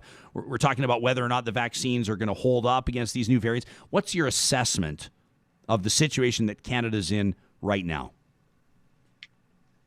I would find it really hard to believe that anyone in a leadership position would have done anything differently along the way. And it might have actually been worse. I mean, I think that my read was that the federal government got their elbows out at the bargaining table and tried to lay a bunch of bets and put some money down for potential contenders for vaccines. And I think that they did that appropriately. I mean, we can't make our own vaccines. We're a small market on the global stage. And people like Canadians, but I don't think that we're as politically powerful as some other places. And so I can't imagine that things would be better if there had been anyone else there. And as I said, I think it could have been worse. We're kind of in the middle of the pack in terms of the vaccine lineup. We've actually secured more doses against the future than some places. And when you look at where vaccine doses were prioritized to go when for example, the one plant shut down so they could rescale their production to be able to make more. That was Pfizer did that in Belgium. I think that my impression was that the vaccine doses were going to places that had worse epidemics as well as places that had prior contracts. And so I don't think I'm going to fight about that. And I think that we cannot look at the vaccine as being the only thing to do right now. We have to negotiate our way through this period extremely carefully because we have a risk of having another surge while we're trying to get the vaccine out. And the variants are causing a really significant wild card here as to what's going to happen with that. So we have to be cautious and careful and vaccinate all at the same time. So it's not the time to focus on vaccine issues that we cannot impact. It's the time to focus on the things we can do, honestly. I want to be careful about putting too much information. I know when I look at something like this, I go, oh, geez, where am I even supposed to start processing this? You shared this on your Twitter if people want to be able to take a closer look at it. This was information compiled by Dr. Monica Gandhi. And obviously, I think the yellow bar there is pretty significant when it comes to protection from hospitalizations and death as they're looking at the different vaccines. Again, for us laypersons, us non-medical professionals, what's significant about the data here in front of us? Well, I think people are getting a little hung up on, there's some of the vaccines coming forward that are good, but they're not as good as the mRNA vaccines in terms of the initial efficacy numbers. Like they're 94, 95%. That's amazing. It's astounding. There's some coming forward that are kind of more in a 70% range and so on. And so people, I think, are saying, well, which one should I ask for? And I think that the one that you should ask for is anything that's going because we don't have the full story on how well they work yet. This is early data. They're all good, solid vaccines, and they all are extremely good at preventing severe illness. Even quite quickly after getting a dose, the rate of severe illness drops a lot. So I think that's a really important takeaway around the vaccines, that they're incredibly good, even if they're not as good as in terms of numbers as the other ones. And I think that tells us that rolling out the vaccine strategically will actually also make sure that we don't have healthcare system issues. And that's going to be really important because we're still in the midst of things for the next several months. Let me wrap this. I know we've got to let you go. You're in high demand, and you're busy saving people's lives and those types of things. But this tweet here from the Alberta Teachers Association, I think we want to shine a light on this and make sure that people see it. You have been working with the ATA, and their president, recently reelected, by the way, Jason Schilling, says, "I'm so thankful for individuals like Dr. Saxinger and many others who regularly share information about the science behind COVID and the support she has provided for the teachers of Alberta." Could you shine some light on the work you've been doing there and what that means to you to hear from the ATA like that? I thought that was really nice. I don't feel like I've done all that much. I've done I've done a lot of like public information sessions on Facebook Live or whatever. And they had a few telephone town halls, I think, when people were really, really anxious about back to school plans and wanting to kind of understand how to weigh the different pieces of information around transmission in kids and schools and ventilation. And although at the time everything was still evolving, I spent a fair amount of time interacting with them, and also looking at some of the surveys that they were doing with teachers to help, frame information that might be useful to them. And I kind of considered that part of my university role, because I think we should reach out to the community and work with the community. And the teachers have been incredible under very stressful times. And so I was very grateful for the recognition, but I just have to say shout out to the teachers, because they've had a really disrupted year and they've been continuing to do a lot of great work, and they're so important in the community. So my pleasure. And it's kind of the sort of thing I think we should be doing from the university. And so I'm happy that they recognize that. Well, we're grateful that you're able to make time for us. You've done an incredible service to Canadians through the course of this pandemic from the very beginning. I remember early on tuning into the National and being pretty excited that there were voices, professional voices like yours out of Alberta that were addressing the nation and making sense of all that. What's that? I'm the token Westerner. the token Westerner. Well, you've been killing it. You've been doing an amazing, I don't know, do you tell a medical professional they've been killing it, or is that maybe counterproductive? Let me say you've been hitting it out of the park. How's that? Thank you very much. Thanks, Doctor. We appreciate your time. Hey, take care. Yeah, that's Dr. Lynora Saxinger, who is, I just think, to me, it's so valuable to have somebody that's so intelligent and so able to understand the subject at hand while at the same time communicate it to the rest of us plebs that really have no idea what we're talking about. I don't know about you, but when I'm paying attention to the scuttlebutt, what people are saying, and whether it's talking to your neighbor over the fence or whether it's texting with your friends or talking to your parents on FaceTime or whatever the case may be, and people go, "So what do you think about this new strain?" Really, what happens? It's a bunch of us non-medical professionals sharing what we think. This comes back to the quality information debate, or the value of journalism, or the value of vetted information, right? How do we know what Uncle Harold or Auntie Edna's, where are they getting their information from, and what are they learning about these new strains, and how are they treating them differently, and can we have confidence in the vaccine, and what's fair political criticism or commentary around that? That's why guests like Dr. Saxinger are so valuable, I think. I want to get back to that in just a minute, and I'm being torn a bit of a new one on the live chat, so it's my absolute pleasure to get into that and read some of those comments, and I want to have an uncomfortable conversation about the quality of this show. Happy to do it. That's what Real Talk's all about. First, I want to remind you that Friesen Brothers, pretty soon, March 5th, circle your calendar, is getting set to open their 15th Alberta location. It's their first time in the Metro Edmonton region, because Edmontonians like us have been driving out to Fort Saskatchewan or Stony Plain to get our groceries. That's how good this place is. Well, now it's just off the Henday Rabbit Hill Road. March 5th, they open up. I don't even know where to start talking about this. They have an entire section dedicated to their cinnamon buns. All right? A whole section dedicated to their cinnamon buns. Maybe I'll just talk about their cinnamon buns today. Alberta sourdough, using Alberta milled flour. They are the cream cheese. I mean, it's just... As we head out to Jasper, whenever we're out in Jasper, we stop in Hinton at the Friesen Brothers and we grab a 6-pack of those big Friesen Brothers cinnamon buns. And they're going to have their own corner in the new store, Sam. That opens up on March 5th. Also wanted to let you know that the team at Eden Landscaping, they don't put their feet up in the winter months. Their work boots might still be by the door. They're not exactly breaking ground on projects right now, but that's because they're planning them all. That's what they do. This is the time of year they're meeting with clients, and they're helping you reimagine your outdoor living space, whether it's your front or backyard, whether it's planting pots and flower boxes, or a total overhaul. Maybe you finally need to get that retaining wall done. They've been in business for more than 20 years at landscapeedmonton.ca. That's where you can find them. I want to get to the comments here on the chatterbox, and we've got some time here to talk, which is great. I have some more emails I want to get to.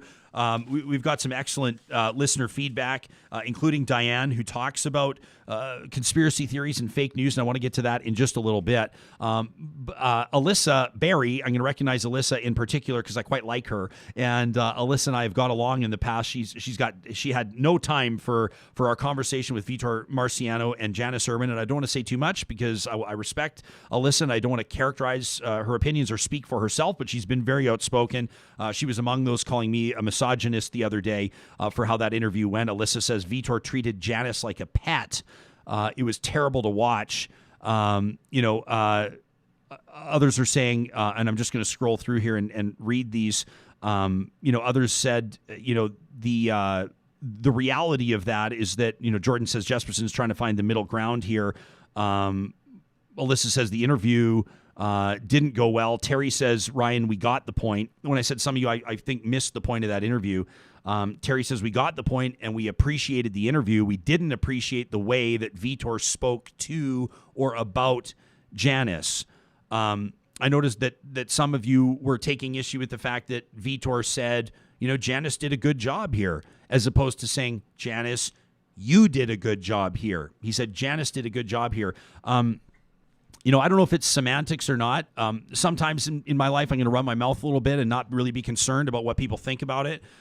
This is my opinion on this, and you can judge me how you like. But if you've watched debates and have in past, which I know Alyssa has because she's politically engaged, you know that people will say things like, what my opponent fails to recognize, or what this person, hey, Mr. Speaker or Mr. Moderator or Miss Speaker, or whatever the case may be. It's not always like, oh, Janice, you're doing, and if Janice were to talk, if Vitor were to say, oh, Janice, you did a really good job, then you would say he's being condescending. Like the same people were saying that Senator Black was condescending to me by invoking my name so many times. Now, I've spoken to the senator for probably almost 10 years, at least for the last 7 or 8, and he's always been that way. He's a soft-spoken. He's got strong opinions, but he speaks kind of soft and gently. There's a little bit of sugar on his tongue, if you know what I mean. And he's always used my name. Well, Ryan, that's a great question, Ryan. But what people don't need to realize, Ryan, is this. And some of you were saying, why is the senator being so condescending to Ryan? I can handle myself. If I felt like the senator was embarrassing me in front of my audience, I would say something. I did not feel like he was speaking in a condescending tone to me. And it's up to Janice. Janice Irwin, in my mind, is one of the most courageous politicians in Alberta right now. She's a force of nature. She is one of the rising stars of the Alberta New Democrats. And I only say rising because she's only in her first term. But you may suggest, say rising star, well, she's kind of already there. You wouldn't be wrong. She's wildly popular. Her social media accounts are probably among the most engaged social media accounts in the country when it comes to elected officials. I mean, she nails it. She does a great job. Janice and I certainly don't see eye to eye on a lot of political things, but I absolutely adore her personally. In so many ways, as I also very much like Vitor. And I think that if Janice felt like Vitor was talking down to her or embarrassing her or patronizing her, she probably would have said something. Now, I know how this is going to go, right? Someone's going to say white, cisgendered, upper middle class, private school educated, blah, blah, blah, blah, blah, Jesperson, mansplaining to all his critics about how this interview went. I'm going to call a spade on this one, right?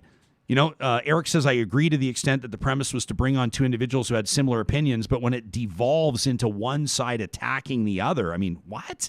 Were we watching the same interview? Kim says, I can't. Kim says, I have to erase that conversation from my mind. This meet in the middle. Like, what? But I appreciate Kim's one of our most engaged commenters here. She says, I appreciated the intent of it very much, but that's not the experience I had from watching. It was sad.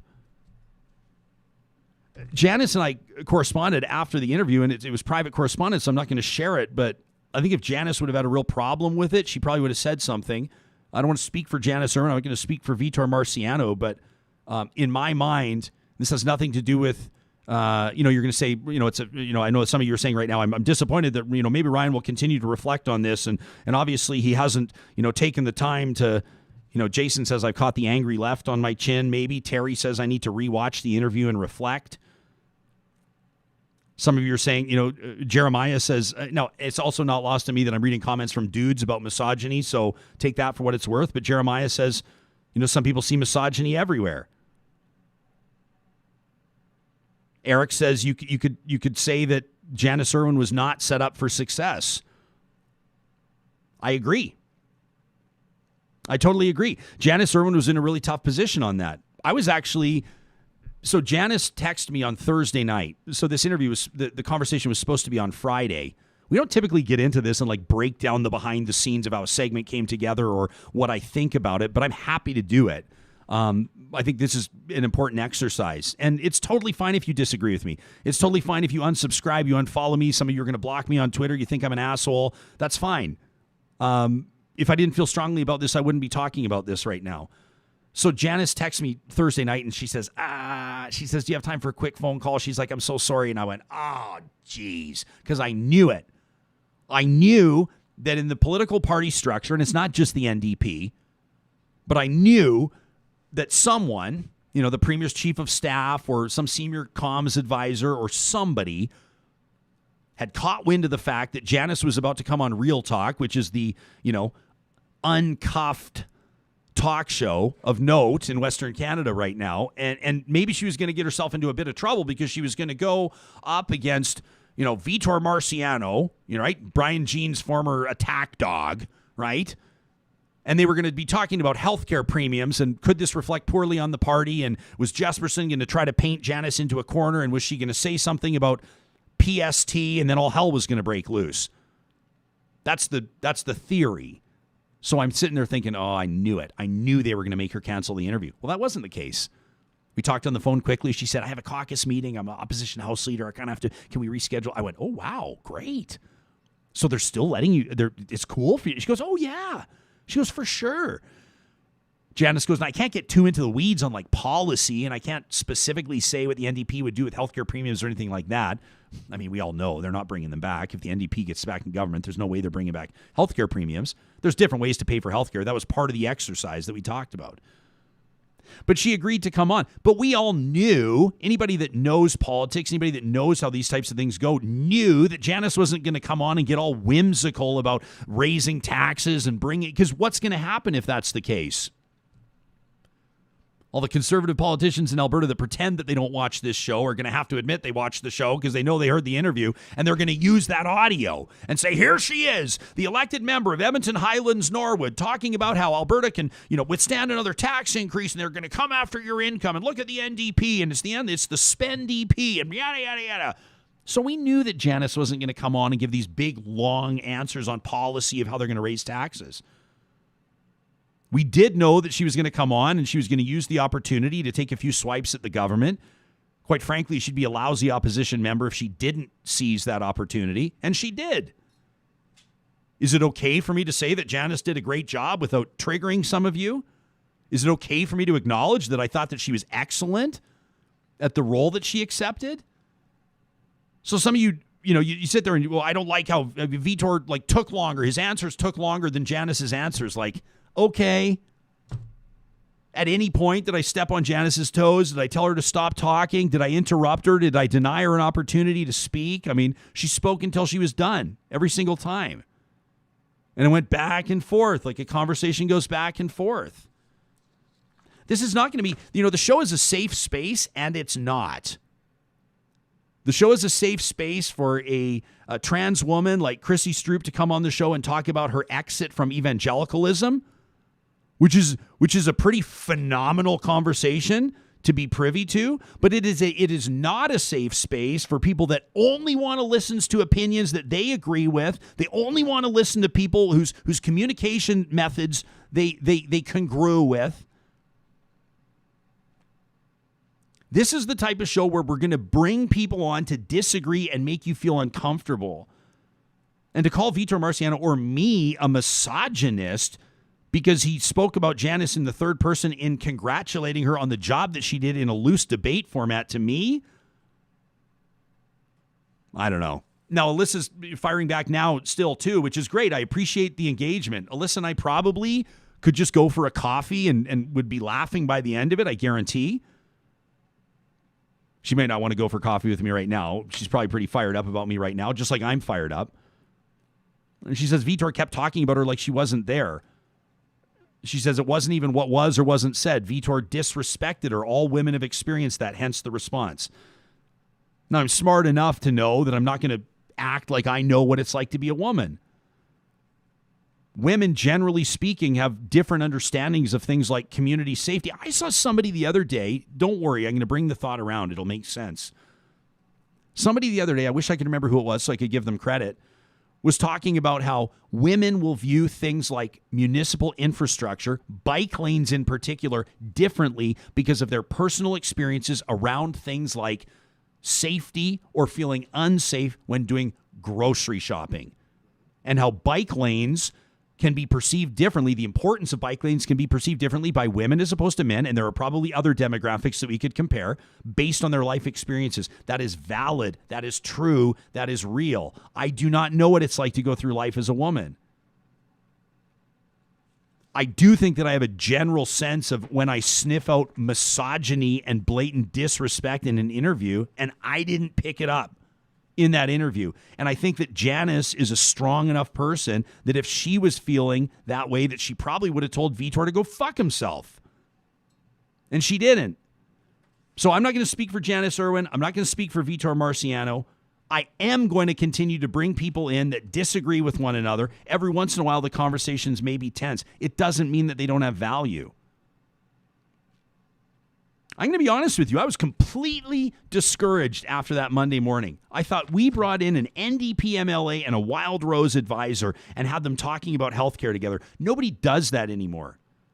You know, under the rule, under the order of the Alberta Premier, Conservative politicians won't even come on this show. They won't even talk, let alone meet in the middle and have meaningful conversation. I don't care if it makes some of you uncomfortable, quite frankly. Diane says, Ryan, I'm very interested in how we combat so-called fake news and conspiracy theories that people on all sides of the political spectrum believe and promote. Senator Doug Black is an example, obviously smart, and I think well-intentioned, but still believing in Alberta's favorite conspiracy theory that the feds and others are actively working to kill Alberta's economy. Diane wonders, how do we promote knowledge and knowing when people can so easily surround themselves with voices that either repeat back to them what they want to believe or exploit their willingness to believe incorrect information in order to belong?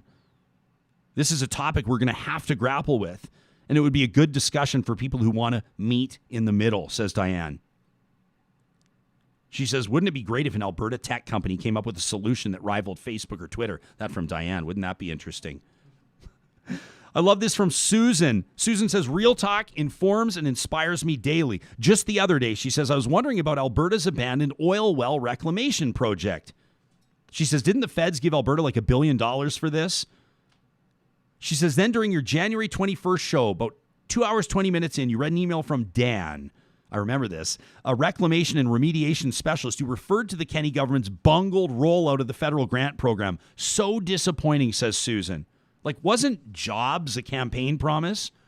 She wonders, does the UCP see the reclamation project as unprofitable? Are they cutting off their own nose to spite their face in order to own the libs?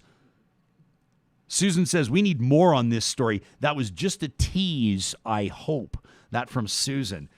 We have a folder. It's like our working folder of ideas we have, like that email we got yesterday. I think it was Phil, if I remember the name correctly. He said, yeah, you said your roundtable with young people was great. Said, what about a roundtable with older people looking for work? I said, that's a great idea. That's one we're working on. We're working on a I was going to say a panel. Can we say a panel to talk solar? I think that works. Our solar that's panel. Good. Yeah. Our Real Talk solar panel. Yep. I think that's all right. Took me a moment to realize that. Yeah. It's the one time we're going to call a roundtable a panel. The one time we'll call the roundtable a panel. That's right. And then there's this one. I'm going to change the name entirely. This guy says, please don't use my last name. I want to absolve him, so Sean will call him. Not his real name. Sean says, I've been listening to your show since Aloha Gate first broke. That was our most listened to show. I think that's when a lot of people joined the Real Talk family. Says, I have to say, I'm glad you've been doing what you're doing, giving terrestrial talk radio a run for its money. Damn straight, pal. Says, as a lifelong conservative with almost 2 decades of volunteer experience, I have to say I've got a deep sense of betrayal from what has transpired with Jason Kenney and the United Conservatives since they got elected. My family bought into the whole unification talk. We bought PCAA memberships in order to help the UCP come to fruition. We even naively looked the other way when it came to the UCP leadership scandal, buying into the thinking that it was part of some vendetta on the part of the elections commissioner. Well, since then, we've become figuratively red-pilled to the realization of the type of man that Jason Kenney truly is. He's a politician of the type that should never be put in charge of a political party, let alone given the reins to government. He consistently lied through the 2019 election, particularly his worthless guarantees to not touch healthcare or to slash the hardworking public service through layoffs. He promised to abide by grassroots principles, but meddled in both his own party's leadership campaign by running a kamikaze candidate and rigging nominations. Pat Rain in Lesser Slave Lake is a classic example. He placed loyalists in his cabinet regardless of qualifications or competency. He promised to govern based on logic and evidence-based decision-making, but a high percentage of his government's decisions have been purely ideological. He said he wouldn't trash policies brought in by the NDP that made sense, but then he undid almost every single economic diversification initiative in favor of doubling down on traditional energy, even handing funds over to energy companies who promptly took the money and ran. He railed against elitism, yet he and his government ministers and staff have shown themselves with Aloha Gate to be elitists themselves. My family, says Sean, is now politically homeless when it comes to the province. And we're starting to feel that same way federally. Watching Aaron O'Toole. We will not be voting UCP in the next provincial election, and we're mulling over whether or not we will simply not vote for the first time in our lives. It is a truly sad state of affairs, says Sean, not his real name. Sam has his hand raised. Well, I have my hand raised just because that was very polite of you. Well, the thing is, sometimes you want me to jump in and sometimes you don't, so I raise my hand. I was just thinking about the not vote thing because I'm very much somebody that is like fully believes that you should not ever not vote. But you can spoil your ballot because spoiled ballots are counted. And then you're basically casting a ballot for none of the above. So I'm just going to put that on people's radar. If you're very disenfranchised with everybody, spoil your ballot because then it'll get counted. That's a great... You know what? Yeah. I really wrestle with that. I know. And I don't think that it's a... Oh man, you know what? We need to bring on people. I was about to drag you down and insult you as a part of insulting me, and you don't deserve it. I was going to say we need to bring in people smarter than us.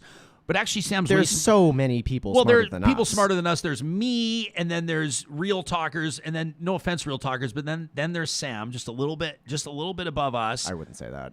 And then there's the guests that we bring in, right? And we want to bring in guests that are going to make all of us smarter. That's a great point, because you remember the email I read yesterday. I apologize, can't remember your name, but a gal wrote in and said, I remember when Senator Doug Black was elected, when he reached that status of elected senator in Alberta, which is either meaningful or meaningless depending on your perspective on the Senate. But she said because that was the first time that our family, or she said that was the first time I spoiled a ballot.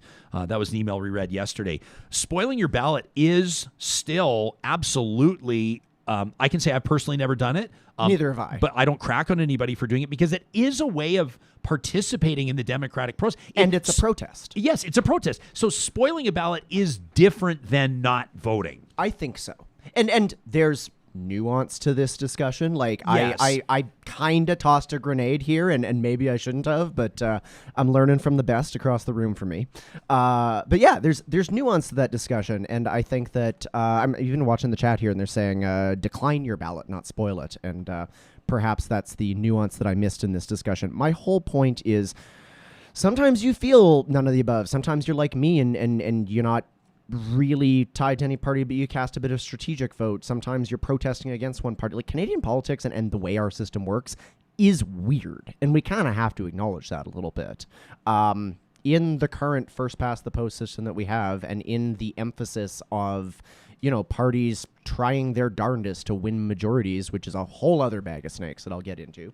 I don't think winning a majority should necessarily be the holy grail for governments. Minority parliaments are actually incredibly effective and are all over the world, and we just seem to have deluded ourselves into believing that they can't be the norm and coalitions can't exist here.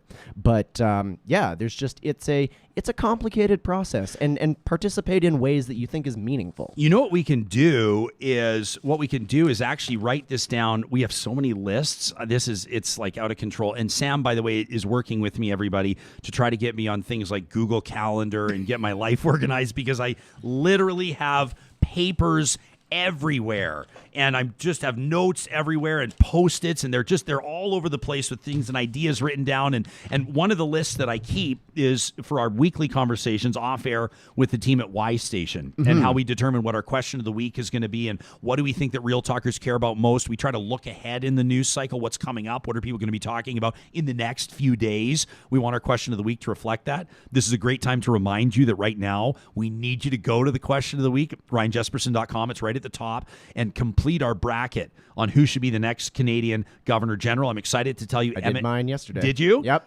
Did you get narrowed down to where you actually made the choice? choice? I did select one at the end. Are you? Oh, I'll share who it is. Prepared to tell us who you selected? This may be unconventional. I had Lorne Cardinal win. Lorne Cardinal. Yes. I like it. My two finalists were Chris Hadfield and Lorne Cardinal. Yeah. And I kind of looked at them objectively, and I kind of said, you know what? Let's give a prominent Indigenous voice who's very connected to arts and culture. That's the man that I believed in. And do you go from one former Canadian astronaut to another former Canadian okay, astronaut? So Kelly and I had a long debate about that yesterday too. It's like, are we writing off all astronauts now? Yeah. Okay. So I've not done round two. So I'm going to make a commitment to you that I'm going to finish my round two of this playoff bracket to determine who the Governor General is going to be. We're joking, obviously. We're not determining. It's just a fun exercise. Some of you, and I love the passion, and I want to get to more of what you're saying here on the chatterbox before we sign off. To be honest, guys, I love criticism. I love you holding my feet to the fire. I love you holding the show's feet to the fire. I'm going to push back sometimes if I feel like it makes for good conversation, or quite frankly, if I feel like there's something I need to say, and sometimes I take it. In the sense that what I mean by that is I reflect on it quietly and I walk with it. Everything you say to us, we walk with. We get emails from people that say, this is the greatest show of all time and we love it, and we say thank you very much. But the ones that really resonate with us are the ones where it's people like I'm saying, like Alyssa and Terry and other people on the chat that I respect. I know Alyssa personally. I really like her. She's ticked off at me right now. That's fine. Friends can be ticked off at one another. We can endeavor to do better and to listen to each other's perspectives and to grow from them. But I always want you to feel like this is not the show that's going to sit here and scratch our back all the time. We're not going to pat ourselves on the back and talk about what a great job we're doing. Every once in a while we will, right before we remind you we have a Patreon. But other than that, we want to be open to criticism. We want you to know that you play a huge role in dictating the direction the show goes, the editorial content here. So I want to get to some of your comments. Terry says, we love you, Ryan, but we agree to disagree on this. That's great. That's fine. And I want to be very clear, Terry. Terry's a woman, by the way. I think it's important to point out in this context that I'm not that if a woman is saying to me, I feel a certain way, and this is my perspective as a woman, in so many ways as someone might say, as an Indigenous Canadian. By the way, I want to check myself on something else. Several of you wrote into the show the other day and said, we don't like, Ryan, how you say Canada's First Nations. They don't belong to Canada. Acknowledge that. I'm always going to try to learn, always going to try to do better. You can let me know what the preferred nomenclature is. Is it First Nations in Canada? You can let me know. Always want to be learning. Always want to be growing. But if someone says as a Muslim Canadian, or as an agnostic, or as a millennial, or as a retiree, or as a whatever, here's my perspective, then that is your perspective.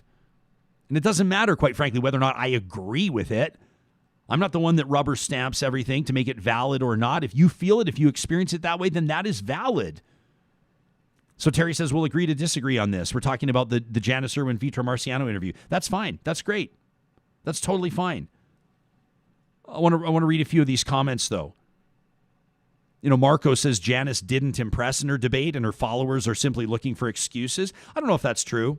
I thought that Janice did a great job. Again, she was in a tough position. If it was an MLA versus an MLA, the rules of the game would have been different. And if it was two people that were completely unshackled, in other words, Vitor and a former, if we had Ray Martin or Brian Mason or, I'm trying to think of any other, if we'll get like Kevin Taft, former Alberta Liberal leader on the show, these guys that are, politicians. I'd love to get Anne McClellan on the show. We're reaching out to her, like people that have had a past career in politics that now can say, okay, let's dream a little bit bigger. Let's not have to worry about the political process or not have to worry about viability of getting legislation passed or whatever. Let's just ruminate and talk. It would be a different situation. So I thought Janice did a great job. If it's okay for me to say that, I'm kidding. But, some of you wrote in and wrote me personal emails and said she really didn't say a whole lot about whatever except for criticizing the provincial government. Well, to a certain degree, what did you expect? It's why this show's not going to talk to politicians, and we're moving on from Janice Irwin here. This is a general thought. Politicians have very strong opinions of themselves and of their own importance. But when's the last time that you listened to an interview with an elected official, a politician, and felt completely inspired? Like they just broke the mold and just blew your mind with the visionary content of their speech. Like rare. It's very rare. As a matter of fact, interviews with politicians, it's important to hear from them. We want to know what they're working on, what they're doing, how they're managing situations, how they're handling criticism. They need to be held accountable for sure. But interviews with politicians typically are pretty boring, pretty mind-numbing. They're not going to really give you the answers you're looking for. They're going to take shots at their opposition. They follow a script. Interviews with politicians typically disappoint. You're not going to hear as many on this show, right? I thought Janice represented herself really well. The thing that Janice Irwin's doing best is making politics accessible to people. If you're in her riding, you know that your elected representative gives a damn. It gives a damn a great deal. And clearly, to me, the strongest and loudest message that Janice sent to everybody, and by way of Janice, the message that the Alberta NDP sent was that they're not afraid of having these conversations. They cleared her to participate in a conversation with Vitor Marciano, who very well could have tried to absolutely embarrass her, right? He could have had this political motivation to come in and try to paint her into a corner on policy and try to blah, blah, blah, blah, blah, and use all the old tricks in the book, which he didn't, in my opinion. Some of you don't like his method or his style of communication. Vitor's never really been the face of a political party. He's been a guy behind the scenes, but he's been good at his job. Fatima says, we are all one human race, but we do not all share the same privilege. Very true. And that has to be recognized, she says. Another hijabi was attacked yesterday in Edmonton. We have to see the differences. She's absolutely bang on. Somebody the other day when I was talking about private surgeries, I said, what do you think about the idea of, somebody can go pay to have their knee replaced or have their hip replaced? If you legislate that that's an option, there already are private service providers in Alberta. GPs are private, chiropractors, dentists, they're all running private clinics, physiotherapists. The model's there. So what if somebody can go pay to have their knee replaced or their hip replaced, and then the tax or the levy or however you structure it, it essentially pays for another public surgery? And there's a lot of reasons why this is a terrible idea.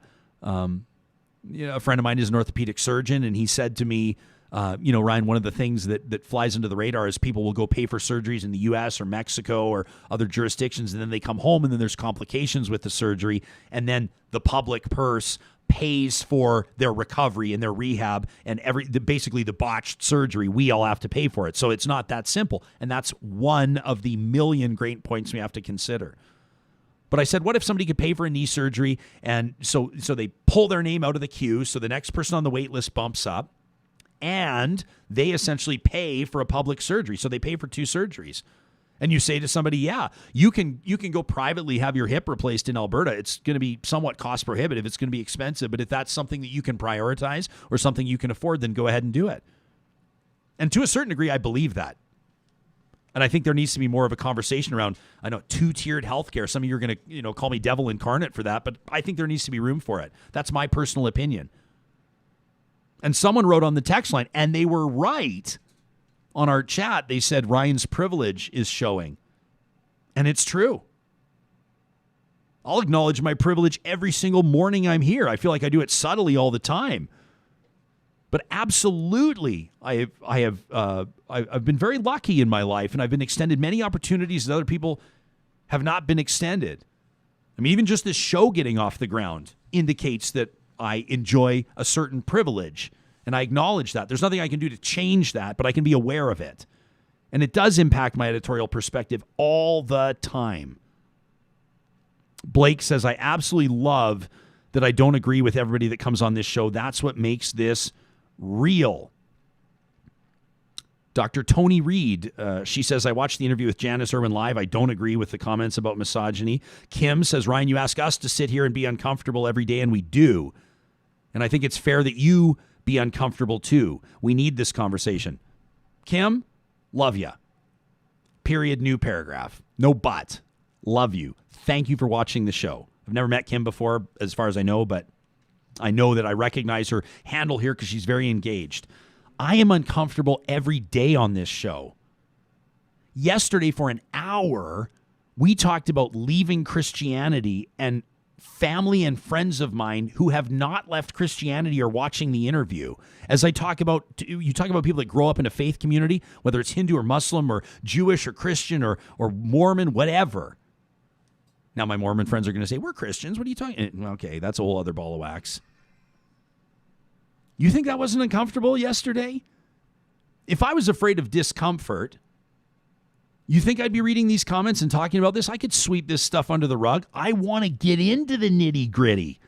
I'm extremely uncomfortable right now. I haven't even looked at Twitter. I don't know what Twitter's saying about what we're talking about right now live. I make a vow to you. I book interviews sometimes on this show knowing that I am going to be, my palms are going to be sweating. So I promise you, Kim, that in so many ways as I ask you to be uncomfortable or to make yourself available for uncomfortable conversations, that I'll do the same all the time. Kaylin Kuvadinakis, who's in my mind, what do I even say about her? She anchored with no disrespect to our other two panelists, but I thought that Kaylin did an amazing job on our what did we call it? The Alberta Exodus Roundtable? Exodus Roundtable, I think is what we called it. That was your tag. You did a nice job with that, Sam. We workshopped a few things. Sam. Yeah. All right. Sounds good. Just you're smart guy. So modest, this guy. I'm having a day. Kaylin I just have so much respect for her. 22 years of age. I first met her at a mayor's forum. When Kaylin talks, I listen. And she says it was frustrating to hear Vitor in that interview have more speaking time. Kaylin says, in my mind, he did speak somewhat condescendingly, but the interview and the conversation were still valuable. Tracy says women need to raise women up. Don't put them in a victim box. I didn't see Janice in the way that some people are talking about. She was just having a discussion. Shirley says, I am loving this unpacking of that interview. See, this is what I'm subjecting you all to now is what I subject Sam to every single day. Right? Well, this is like you said the other day, we should just record our off-air conversations. It would be an entirely different podcast. Yeah. Like I've never been the type of person who's ever been able to walk away from an interview. I mean, unless it's some bullshit interview about something that nobody cares about, but meaningful stuff. All I do is think about real talk. I fit in some time to think about my family. But all we do is think about this and the issues that matter to people, and we sincerely care, and I care what you think about it. And we unpack interviews every single day off hours. I feel bad for Sam. He's got to drink by himself because I'm doing dry January and I'm doing dry February. But we'll crack a beer after the show. I'll crack a sparkling water. Yeah. I've never drank so much sparkling water in my life. Neither have I. And we kind of suss it out. We talk about it, and I ask Sam and some of the questions. And our next hire, by the way, is going to ensure that it's not just two white dudes in here all the time asking what we thought about interviews, but we do have those conversations about how we think that the interview would resonate, and we do read through the comments, and we do follow the hashtag. And I guess all I'm trying to say is that there's nothing more important in a community like this than the feedback, what the audience makes of it, and what the audience takes away from it. And it's something that's really important to us. Heidi says, I don't want to discredit other people's view. Oh, this is Heidi Bergstrom, who came on to talk about subsidized daycare. Heidi, good morning to you. She says, I don't want to discredit other people's views, but when I was on the show, this is not true, really. She says I was a nobody, but that's not true. But she did become an instant celebrity and automatically became best friends with Ann Castleman in Vancouver from The Walrus, which is amazing. And now Heidi and Ann, I see them on Instagram, and they're like making plans to hang out in the summer. We on the fly decided to turn that into a back and forth interview with them because Heidi logged in the middle and we just ran with it. That's right. Yeah. That's right. Thanks for the reminder, because they actually weren't supposed to be on together, right? We were talking to Ann about her piece in The Walrus.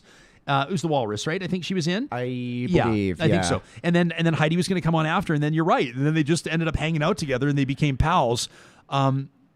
But Heidi goes on to say, I felt confident Ryan would have protected me in a similar situation had I been. I don't know about that. I mean, it's an interesting job as an interviewer. And I'll wrap with this. I realize I don't know if I'm rambling. I hope that this is providing some value to you. This is the inner workings of my brain, and this is how this works. But let's call it constructive rambling. Yeah, it's just like pulling back the curtain, as they say. But people would say, like, you didn't push back on, a guy tweeted at me the other day, and everybody's so kind. Everybody writes in and says, I really love the show, but you don't even have to say that. It's okay to, but this guy said that was the first interview that really got away on you. And of course, I'm kind of like, excuse me, right? Like a little bit, right?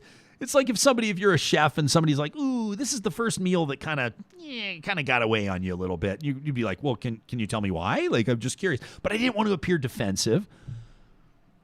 I didn't want to be defensive. I want to be coachable. I want to be all of these things. I have so many flaws as a human being that I've constantly worked on. I have a bad temper, as a matter of fact, but it doesn't manifest itself very often because I bottle things in and then I explode. It's something ever since I was a kid, I've been this way, and it's something I try to work on. And sometimes that means that in order to not bottle things up, I stream consciousness like I'm doing right now. And so I responded to this fella on Twitter, and I said, do you mind me asking why? And why you perceived the interview got away on me with Senator Black. He goes, well, you just didn't push back enough. You didn't push back on the things he was saying. And I went back and I watched the interview again. And I mean, it's a Canadian senator that I'm speaking with. That doesn't mean he gets a pass. If I was talking to like Lynn Bayek or someone, it would probably, be a little more of a casual interaction if it called for that with regards to candor.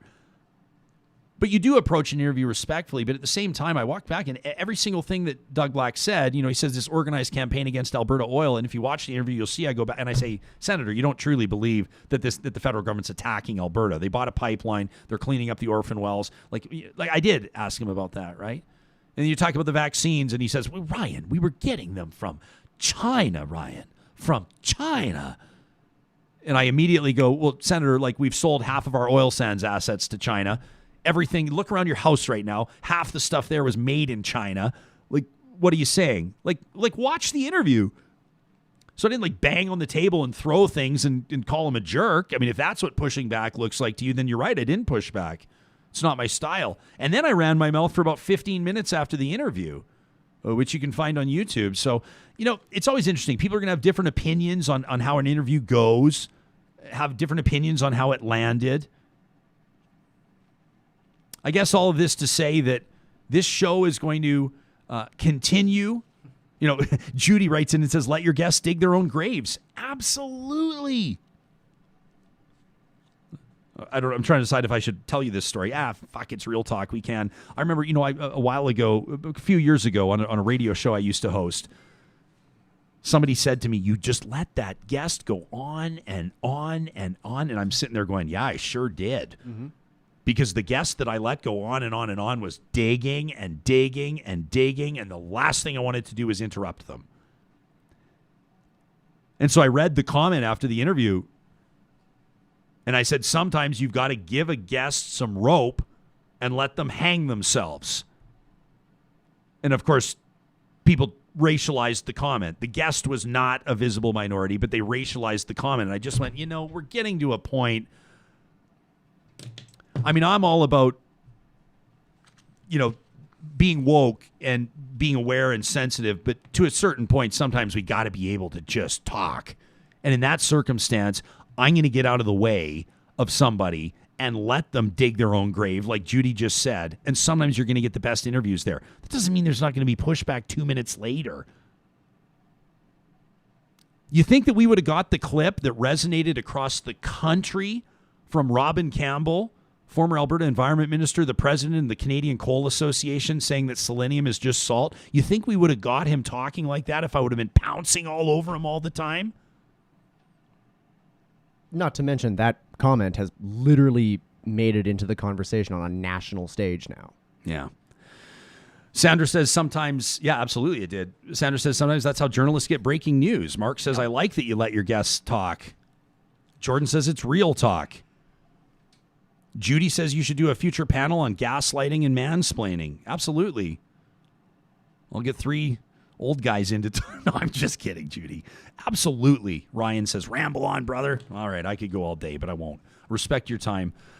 We didn't write this into the plan. This wasn't the plan for me to sort of run my mouth for 20 minutes and talk to you, but I hope that you found some value in this, if for no other reason to know that while we may not always agree, and some of you think I'm bang on here, and some of you are never going to listen to this podcast again because of this.